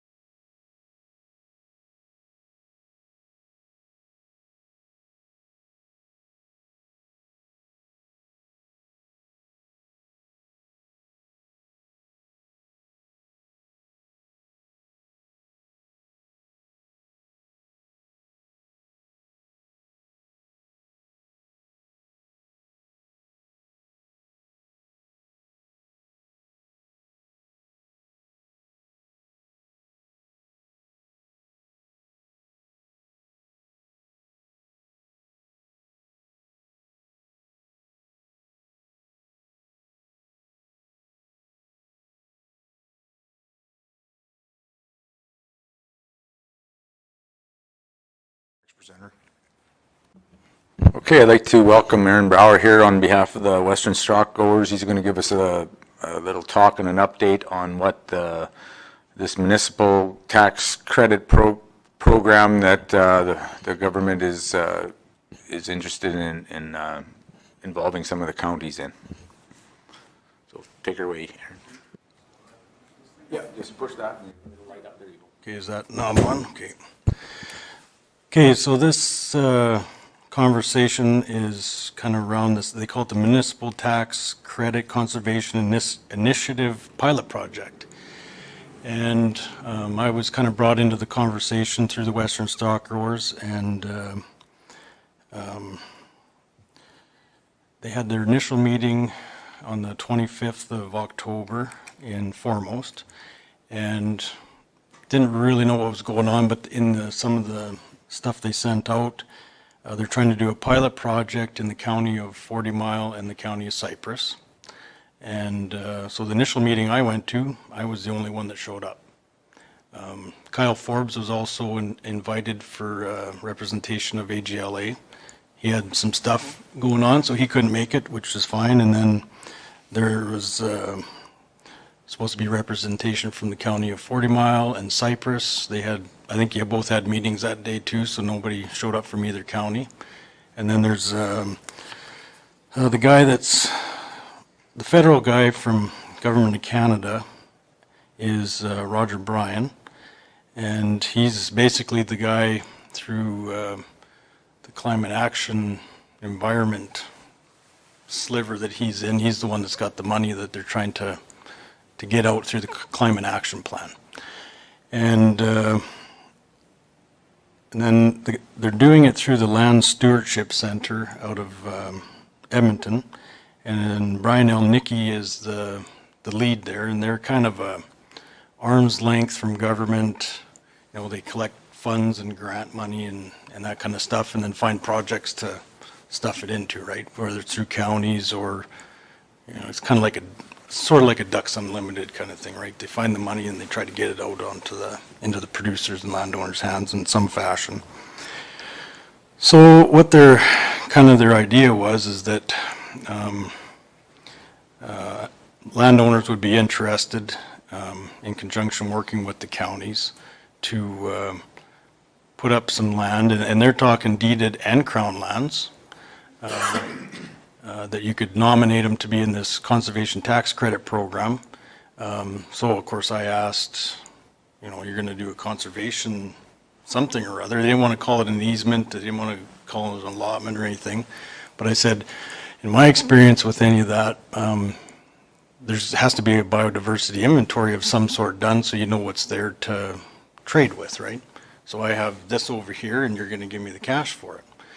And so they were like, well, we could just walk out to the fence and say, yeah, you got grass. I said, well, that's not, I've been around this conversation for 10 to 12 years. I said, and that's not even close to what any of the other proposals that have come in the past would do. I mean, you could be as heavy as a NCC or a multi-SARS one where they come out with biologists and they walk as much as they can walk around. They find every blade of grass and invasive species that might be out there, and then they get a wish list or a hammer list, I call it, and then you have the conversation to move forward. So the way the way they explained it to me, and the simplest way to explain it is they do the inventory, and then you know, you have a whole bunch of X's. So whatever they find out there, you have a handful of X's, right? And the obligation to the county taxes might be maybe one of those X's. And so now what happens with all the rest of them? And to me, they become a liability because now they're going on a map somewhere, and they could be up on a screen like this at a, you know, if he has a conference somewhere and somebody takes a picture, and now it's all over the place. So I said, you have a problem with, you know, the confidentiality of the information and what you're going to be doing with it. And they're so far not forward in the conversation, they didn't even think of that. So I said, that's one major problem I see, especially with, you know, all the eco groups around the countryside. I live right down on the U.S.-Montana border, down by they have a natural area down there. So you get all these eco-tourists out there. And so that could become a problem down the road. And like I said, and so the other thing that I was brought to my attention, and I kind of forgot about it, is if you don't pay your county taxes, then you kind of lose title to ownership of that land. So if they're going to be paying your county taxes for you, that could be a scoop, right? A grab to take that property. So they weren't too clear on that, and it wasn't their intention, is what they said, but I've been around the conversation with these guys, and you got to be a little cautious. And what was the other thing here? They haven't nailed down what the dollar values would be. They were thinking maybe $1 an acre is what they were throwing around. And I know there's a few projects going on in the province and in North America. And like I said, and they're related around like the carbon sequestration stuff and biodiversity kind of conversations. And I said the dollar doesn't even buy you a cup of coffee, because they probably start at $30 and they might go anywhere up to $400 or $500 an acre. So I said, this just doesn't have the smell test, isn't there? Like, it doesn't pass for me, because if you go back, and I don't know if any of you guys were involved in any of the conversation in the past, would have been probably at least 6-7 years ago, in that 10-year span, with the regional plans, which you guys have to deal with daily as council, and ELSA and all that stuff. But it goes back to some of those conversations where this whole country, from the north end of your county over to Suffield, down through the county of 40 Mile, county of Warner, over to the county of Cardston, basically almost over to Waterton, they had 4,900 square kilometers of all this land in here that was designated as a wild horse plains conservation area. And I don't know if you guys all remember that, but that basically put it into a big park. And through some of the efforts that we did at Stockroars and AGLA with myself and James Hargrave, we got that stuff all put off, but it's still on a map somewhere, right? So they have all these little, like there's a couple down here on the 41, those natural areas. There's one over by me, then the Cypress Hills Park, Riding on Stone Park, and Waterton Park. And then you have all these blocks in between that don't put them together. And what they're thinking at that time was just put it all together, because it's all just wasted land anyway.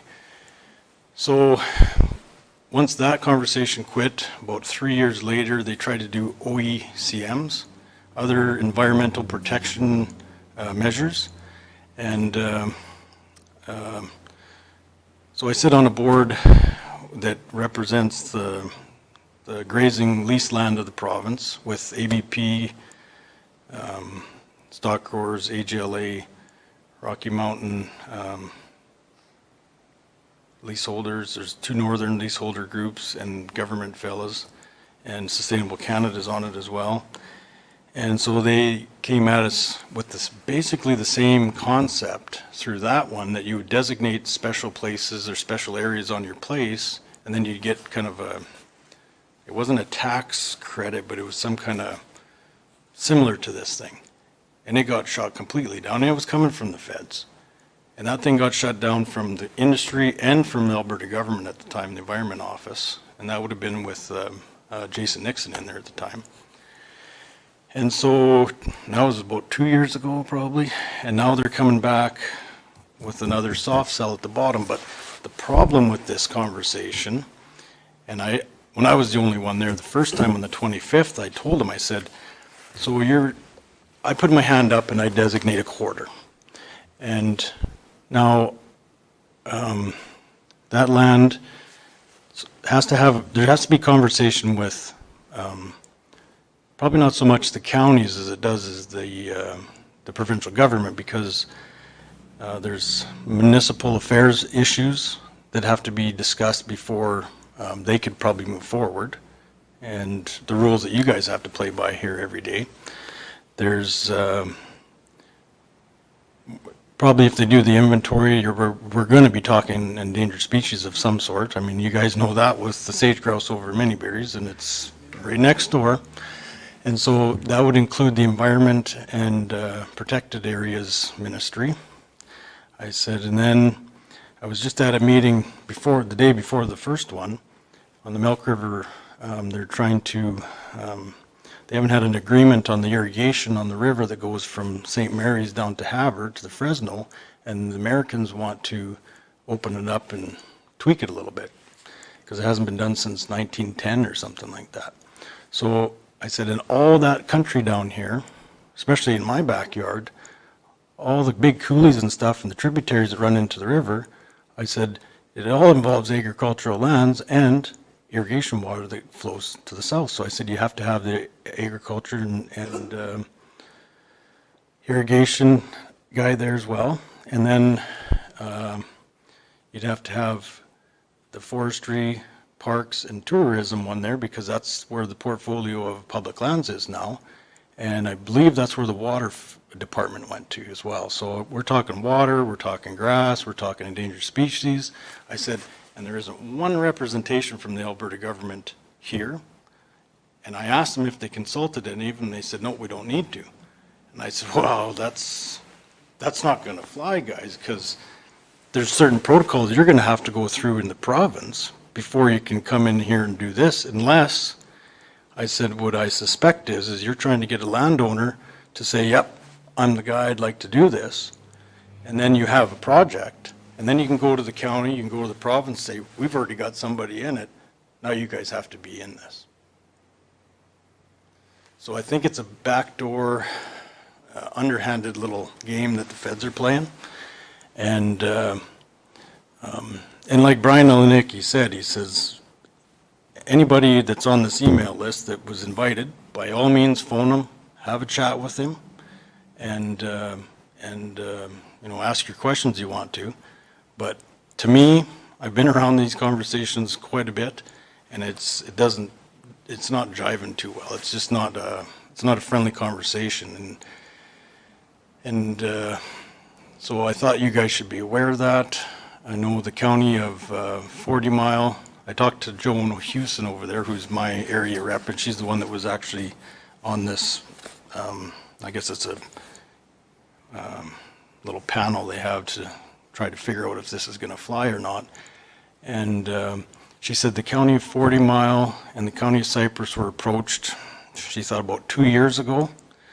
The county of Cypress, they decided no right away. They said our ratepayers probably wouldn't be interested. We're not interested in this. So it was a no, is what she told me. County of 40 Mile entertained the conversation a little bit longer just to get some more detail, and there wasn't much there. So they were pretty much exactly where you guys ended up. And so they hit a bit of a roadblock. So now this time they invited the county of Warner and the county of Cardston. Ross Ford was the representation from County of Warner. He had a lot of questions. A lot of them didn't get answered.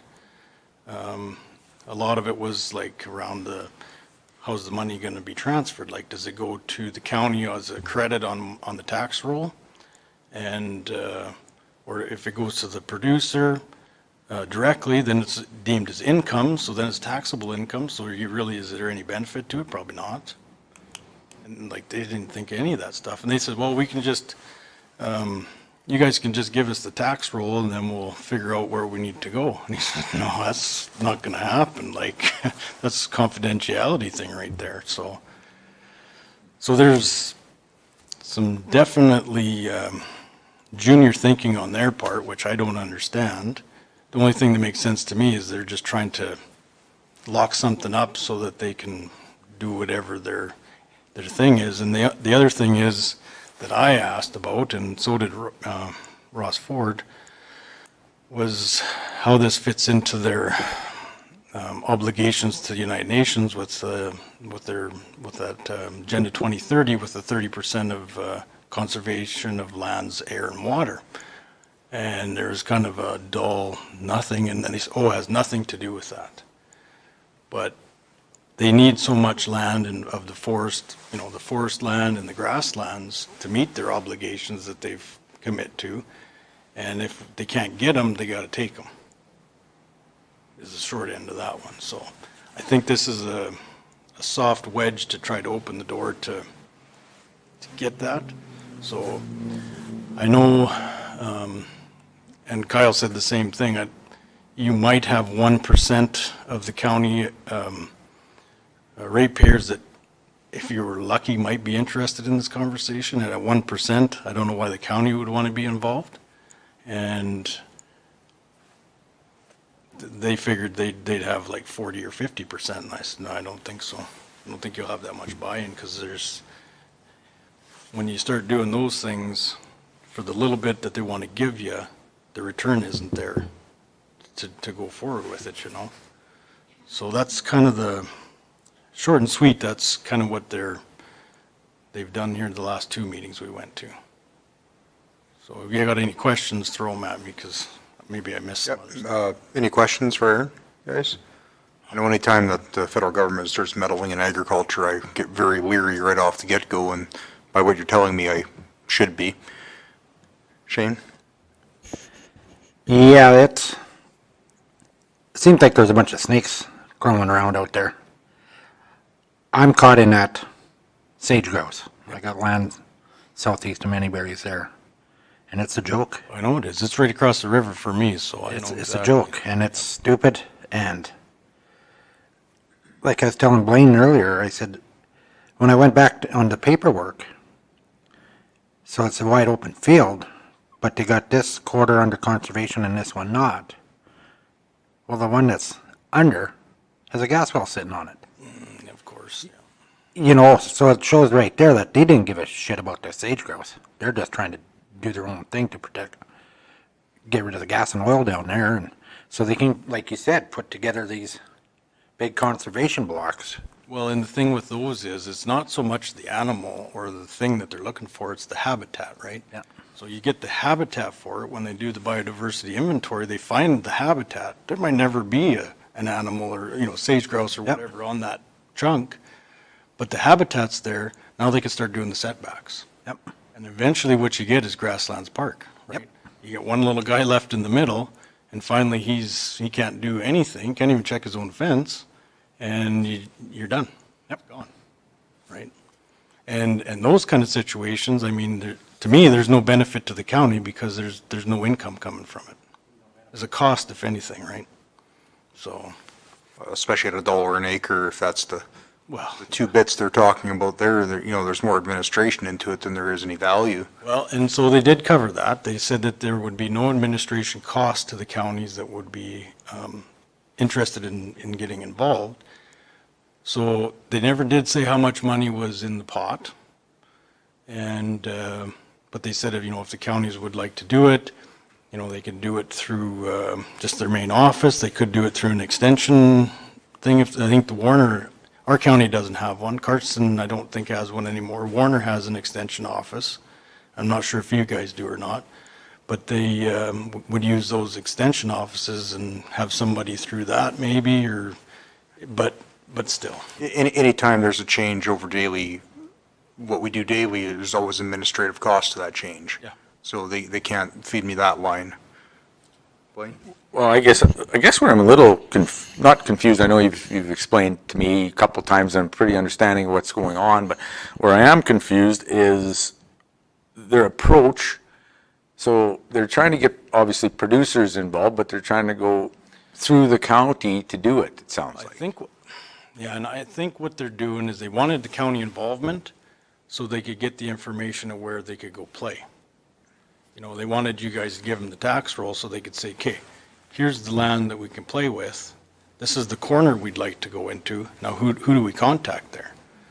And I think that's what they wanted the county involvement for, because otherwise, there's nothing for the county to be involved in. So what is there, like, is there I don't know if I'm right by saying, is there a way of combating this? Like, is there a letter that needs to be sent to these guys and say, look, we're not So I did talk interested? to Todd Lowen about it, because he's the minister that would be in charge of the public lands and the water file. And I know I'd had a conversation with the deputy minister of environment before they did their changeover there, And she said this outfit came to the province about 3 years ago. And it was an absolute no from the province because it wasn't in what they wanted to do or whatever. It didn't jive with the stuff that they were planning on going ahead with. And so it was a no. So then I think what they figured is, well, now we'll come down to this county level and maybe they'll just play with us, right? And let us do what we need to do. So I think, and we almost got there yesterday, but they said they wanted to have one more meeting in January and kind of have a draft plan so that there was actually something on the table instead of just talking. And, but everybody at that table agreed that it was a no-go. Nobody's interested in, at the county level, those two counties of playing or having a conversation anymore. I said, I know the people that I talked to about it that I thought even might have been interested in it, it was a no. And Kyle was the same way up over that way. So I don't think that, I don't think it's going to fly. The only way to combat it is no, not interested, right? Because then they have nowhere to go. Of course, they'll come back in a different fashion of something, but Something that maybe we need to look at drawing up, and whether we send it to, not only to them, but CC it to the Ag Minister, to Todd, Lauren, to Nate, and just make sure that the whole parts of the government understand our position. yeah, and I don't think, I know for sure that the Alberta government's not involved with this conversation. They were not interested in it. So I think there's a lot of smoke and mirrors, and that makes a lot of questions for me of why you'd even want to entertain the conversation, right? But at the same note, you got to be sitting at the table so you know what they're trying to do. That's the only reason I went, right? Well, that's why I wondered if because they got other levels, like, because you had said like the Milk River watershed Yeah, so program was involved in it too. the Milk River Watershed, was it a council, I think it is, Milk River Watershed Council, Tim Romano was there as well. And he thinks it's a really good idea. He thinks they should move ahead with it. My own opinion is I think he thinks he might get to be the biologist that gets to do the inventories on it, so he might get an extra paycheck, I don't know. But he was really in favor of it. He was really questioning when any of the other people in the room there were having questions. He was really trying to counter them, and I don't understand why. So, and like I have a lot of, I don't know how much you guys have up here, but in my neighborhood down there, especially along the Milk River, there's a lot of people involved in multi-SARs. And to me, it's a similar process. It comes in with a soft cell at the front, a little carrot that gets dangled out there, so it piques some interest. But on the other end, once it gets set in place, the rules change. And then there's a lot of parameters that you have to abide by, because now you're in, you can't get out, right? So it was very similar in some of the stuff there that they were talking about to that program that's multi-SARs, multi-species at risk, something or other. It's a provincial thing that they work with ACA and the Alberta government. That reminds me of something that Cows and Fish were trying to push quite a few years back along all the riparian areas of the creeks too. And I don't know, my answer for them was, if you come fence them, I'll keep them out. And if you're going to maintain that fence, that'll be great. But if you're not going to do that, then I'm not doing it. And that was the end of the conversation. Well, and this isn't they weren't talking about fencing anything out, but it's just kind of. Well, to me, it sounds like they're talking about fencing out whole quarters. No, they're not talking about fencing stuff off. It just, but the problem is, it's not an actual fence. To me, it's a virtual fence. Well, and that's what I mean. It's you're actually you're sterilizing land, essentially, is what they're doing. That's what the goal. Sterilizing land through the form of a virtual fence. Basically, yeah. If you went, let's say you did it, Aaron, you still could run your cows on it. Yep, For now. That's what they say. that's what It's they like say that now. conservation group down there in Manyberries, this last year, they wouldn't allow nobody on. Well, and That whole area, they all got, because I had a quarter that I always rented right beside me because it has no water on it. They just come and go off of it. I had to fence it off, rebuild the fence because they didn't want nobody on their land last year. Well, and that's similar to like with multi-stars. They came in, there were some projects for water, they wanted cattle off the river. That was kind of the initial why they got it started down there. Because they were talking about E. coli in the river. Well, they figured out after a while that it wasn't the cattle, it was birds and other things, right? But, so that's fine and dandy. So they drill some wells and they do some solar water projects and some fencing and that sort of stuff. And then later on down the line, once they do their biodiversity inventories and all that stuff, they know exactly what's there. Then, well, there's certain birds nesting at this time, you can't use these trails, or another fella, he couldn't cut his hay until after the nesting season. Well, by the time they're all done and gone, the hay's all powdered out. So those little things start to happen, and now you don't have a functional place. You're virtually done, right? Control it. Yep. And what I told him is, I said, if you look at it like a ladder, and there's different stages and different things that could happen with this conversation. I mean, they're at the very bottom rung, picking the low bottom fruit. And at the top end, you're talking about carbon sequestration and biodiversity inventories and all that kind of stuff, right? So there's all kinds of things through that. And I said, if I was somebody that would be interested in this conversation, I wouldn't be looking at the bottom fruit. I'd be looking at the whole suite of what's going on and say, okay, I'm interested and I want to do the whole thing. I want to pick what things I want to do on here, and then we'll move forward and I'll put the whole place in. I said, but I'm not advocating that today to you guys, is what I told them. But I said, if I was that guy, and the people that they're going to be engaging in this are the guys that do the easements and those kind of things, right? So it's a very slim part of the population, but those guys are all in, and they're looking for the everything, not just the stuff at the bottom, right? So, but they said, well, that's not what the funding is for at this moment, right? They only have so much, and they're just trying to get in the bottom door. Was what it looks like and sounds like to me. The easiest way they can get in, lock it, and then they can move forward with whatever their agenda is in the background, right? Like I've seen it time and time again. Well, I think we've all seen that time and time again. And as far as the county's participation in it, really due to FOIP, and if they're asking for that, there's nothing we can do with them. Yeah, that's correct. I think, we have an obligation under the FOIP Act to kind of not be just handing out information off our tax notices for who the landowners are and their contact information. So aside from that, I don't know what real involvement our municipality would partake in this, but again, I maybe don't understand it well enough or know all the details well enough to maybe there's something I'm overlooking, but. Well, I think what I got out of it is they wanted the county to kind of be the administrator of the funds, right? In some fashion, whether they dole it onto my tax roll if I'm in the program, or to be the one to kind of facilitate what's going on there. It's the way that we kind of got it, but there was no defined answer exactly. And at the end, they said, well, maybe we don't need the counties. So I don't know. Sounds like they're throwing poop at a wall and seeing what sticks to me, is kind of what I'm hearing. So anyways, but like why I'm here today is Blaine's name was on there as a contact that was through their stuff, through your county to their little organization.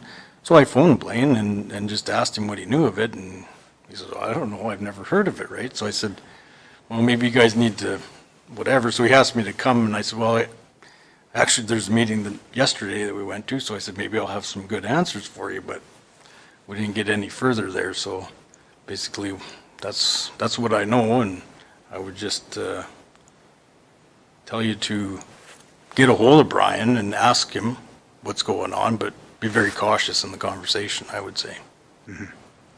Terwin or Steve, did you guys have anything you'd like to add or any questions? Yeah, Yeah, it's Steve here. I'm just appreciative, Aaron, that you're kind of bringing awareness to what's. You guys can hear me, okay? Yeah, you bet. Okay.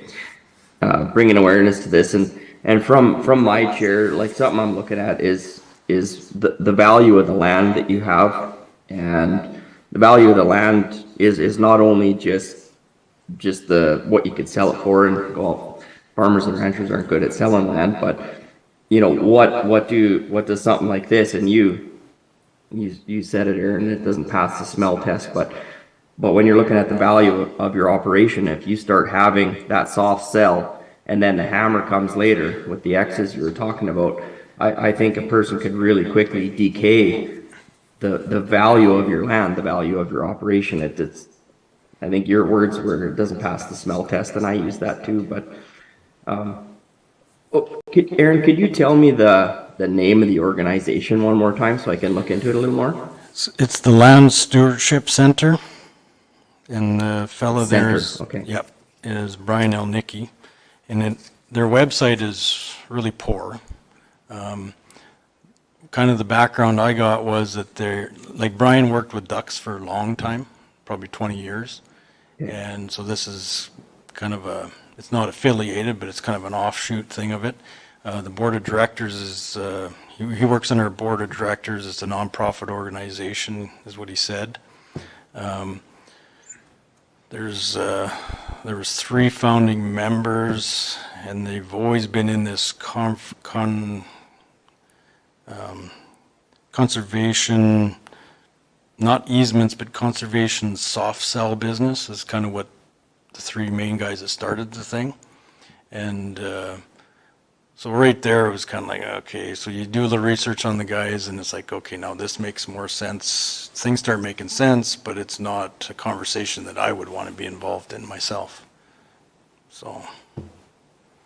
Hi, this is Terlyn. Hi, Aaron. Is this a connection, is it connected with the Southeast Alberta Conservation Offset Pilot Project? I don't think so. I think this is a separate one.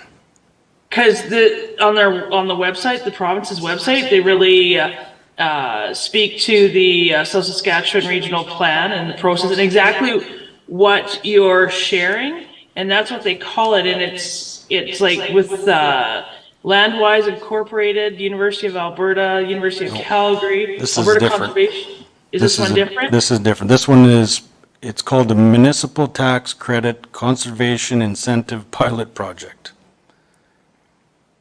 And it is, and what do you know, sorry, what enabling legislation they have? None, because it has nothing to do with the government of Alberta. This is a But for- private organization that got, and what they do is they get grants and funds from mainly the federal government, some provincial government things, but mainly provincial government grants and initiative money. And then they go out and try to feather it out somehow, right? They're just salesmen Yeah. with a suitcase. Yeah, totally. Because for municipalities, we enact by bylaw, legislation, motion of council. So I just find this very interesting. It doesn't smell right. No, they're just cowboying it out there. And Mr. Chairman, I don't know that necessarily, and if what Aaron is saying, that if they're looking for the municipalities to get involved to administer and be the guardians of whatever it's out there, I don't know that that's really our place to do that. Certainly my only experience with this type of thing was with, when Ducks Unlimited would come along and they would work out a private arrangement with the landowner, and those organizations administered and ran their programs, and it was just, a private thing between the 2 entities. So I can understand why other municipalities would be reluctant to get involved. Well, and the other thing too is like I could see it on deeded land, that's fine. You do whatever you want, that's yours to do what you want to do with. But they've included public lands in this as well, like the leased land. And, I own leased land, and I'm not the owner of it, the province is, right? I'm a tenant, I'm the lessee. So, if I do oil and gas, they have to be there to okay it as well. If I go into this project, they are going to have to sign off on it because I'm not the owner. And And then in that conversation, I mean, they didn't have, the dollar that I talked about was just kind of the dollar we were talking about. It was not, it's $1 an acre. It just, that's what we used as a reference. So I said, if it's $1 an acre, then the province is going to want part of that dollar an acre, right? Because they're the owner. They might want all of it. They might want a percentage of it. I mean, they're not here to answer the question, so we don't know. So in the end of the day, I put my hand up, and I probably won't get nothing, except for kick out the back door, right? So, like I said, it just doesn't pass the sniff test to me, and I thought you guys needed to be aware of what's going on, because you hadn't been at these things. I don't know what, they said they had consultation with the counties and everybody was on board, and Joan says, no, we weren't. And she says, we weren't, and I know for a fact that the county of Cypress said no to you guys. So she says, you're not telling the truth. So, and she'd know Lisa- more than I, because they were supposed to be involved, you guys were, before landowners and the groups and stuff were brought into this. Lisa, do you have Aaron's contact information? She will. Awesome. Thank you. Okay, Thank you guys, for presenting. is there any more questions for Aaron? I got a page, Chairman Bossler, I have a page of notes but maybe just one more. Aaron, it sounds like you've been around. Can you describe the difference between the Ducks Unlimited scenario, the Alberta Conservation Association, and maybe what these guys are trying to do? So ducks, I haven't been directly involved with ducks. You could probably know more than I do, but from what I can understand is, it's a private contract with the landowner. You agree to whatever terms. Basically, a lot of it is on riparian areas and, where the waterfowl are. So whether it's draining them or filling them or whatever it is, those are private agreements that are made. You come to your terms and you make the agreement, right? And so the province isn't really involved in that, or? Then it's registered against the title. Yep, yep. For future buyers and future owners. Yep. And then like with most of them, there's a time frame on them. Like I know these guys were talking, depending on what you want to do, maybe a year, maybe 5 years, maybe 10 years, maybe whatever worked, right? And I know, like with the Multi-Stars one, there is no term. Once you're in, you're in. There's no saying, I think I'm done with this, we're going to change plans. Or if you purchase a place that has it on, you can't take it off. It's kind of like a salts easement or an NCC easement. It just goes with the title. So when you go to purchase that place, if the prior person went into it, it just carries on with it, and you got to conform to the rules, right? So, Go ahead, Shane. And Steve, the conservation outfit, the one down in Manyberries and the one that's in Cypress County here, they buy the land, they own it. Yeah, they buy it outright, right? They buy it outright and they own it and control it. well, so you're talking like down in that country down there, so that's a three-pronged approach. They use NCC, they use ACA, and Multi-Stars. Those are the three that come in. One is the buyer, which is NCC. Multi-Stars kind of does the overseeing management, and ACA kind of does the day-to-day stuff, right? That's kind of their little game they play. But NCC buys the easements. And it's bought outright, and it's basically gone. And sometimes, like the natural area down by me, that's kind of how they run them, is they'll do grazing on there once in a while, but it's not guaranteed, and so on and so forth, right? So. Very good. Any other questions, guys? Well, thank you, Aaron, for coming in and. One other thing they did say is, if you guys wanted to do a little research on it, that there is one county in Canada that is doing it, and it's Reno County in Saskatchewan. And they told us yesterday, if you can believe what they were saying, because they weren't exactly telling all the truth, but they're really close to sealing up a deal with the council over there in Reno to move forward on this same project. I happen to know most of them fairly well, so we might be able to have a really interesting conversation about that. Yeah. So it might be, if you talk to them guys and you talk to, by all means, talk to Brian L. Nicky and get it right from the horse's mouth. But I'm just telling you my perspective of it and my experience around the conversation, I would be very cautious, very cautious. Perfect. Well, thank you for coming in. I got to rush us here a little bit because there's another meeting that has to be in here shortly. Yeah, no, So not a problem. thank you for coming in and giving us a presentation, and we'll reach out, and I'm sure we're going to make sure Blaine's on board to stay on track with him because he's our guy now. They're all laughing. Little does he know. I was going to say, so if you're talking to these guys, and I guess I can too, email them, but we'll make sure that that they have a meeting when we can all try to be there, not just prop this up 3 days before and. Well, that's what I said, not like they asked if we would come back for a January meeting, and I said, I don't have a problem coming back for a meeting, but this time I want something on the table that's in paper and writing or draft that we can go through where we can see what's going on instead of this hairy-fairy wonderland stuff, like it's not a comfortable conversation because I don't think where they want to go is good for anybody, but nothing's really stuck to the wall yet, so they said they would come forward next time, they'll have something concrete, so we'll see. Okay, thank you very much. Okay. Shane? Dustin, I got one more thing before you shut down the meeting. It just popped up. The wild boar, also known as feral pigs, have been declared an invasive species and pest at large in Alberta, and Kneehill County has now taken steps at a municipal level to protect agricultural operations through a new bylaw prohibiting these pests within county boundaries. They just passed it yesterday. The wild boar at large, just a whole article, but just so you know, they passed a resolution, a bylaw prohibiting wild boars. Interesting. Well, that was worth coming to town today. Yeah. What? You actually see what comes of that. That was worth coming to town today. Yeah, it just popped up. Yeah. Yeah. They're over there, I think. Yeah. You can have them. Okay, well, thank you very much. Yeah, thank you. Thanks, Aaron. So I don't see anything else in the items for information that we really need to talk about. So I guess I will adjourn the meeting at 1:37. Thanks, guys. Then we can get out of here so that thanks, guys. Yeah. Jeffrey gets to stay right where he is. Well, this might be warm. Hello. Just finishing up the meeting here. I'll call you back as soon as I get to my truck. Yep. Bye. Worst thing about it is the way they brought it out.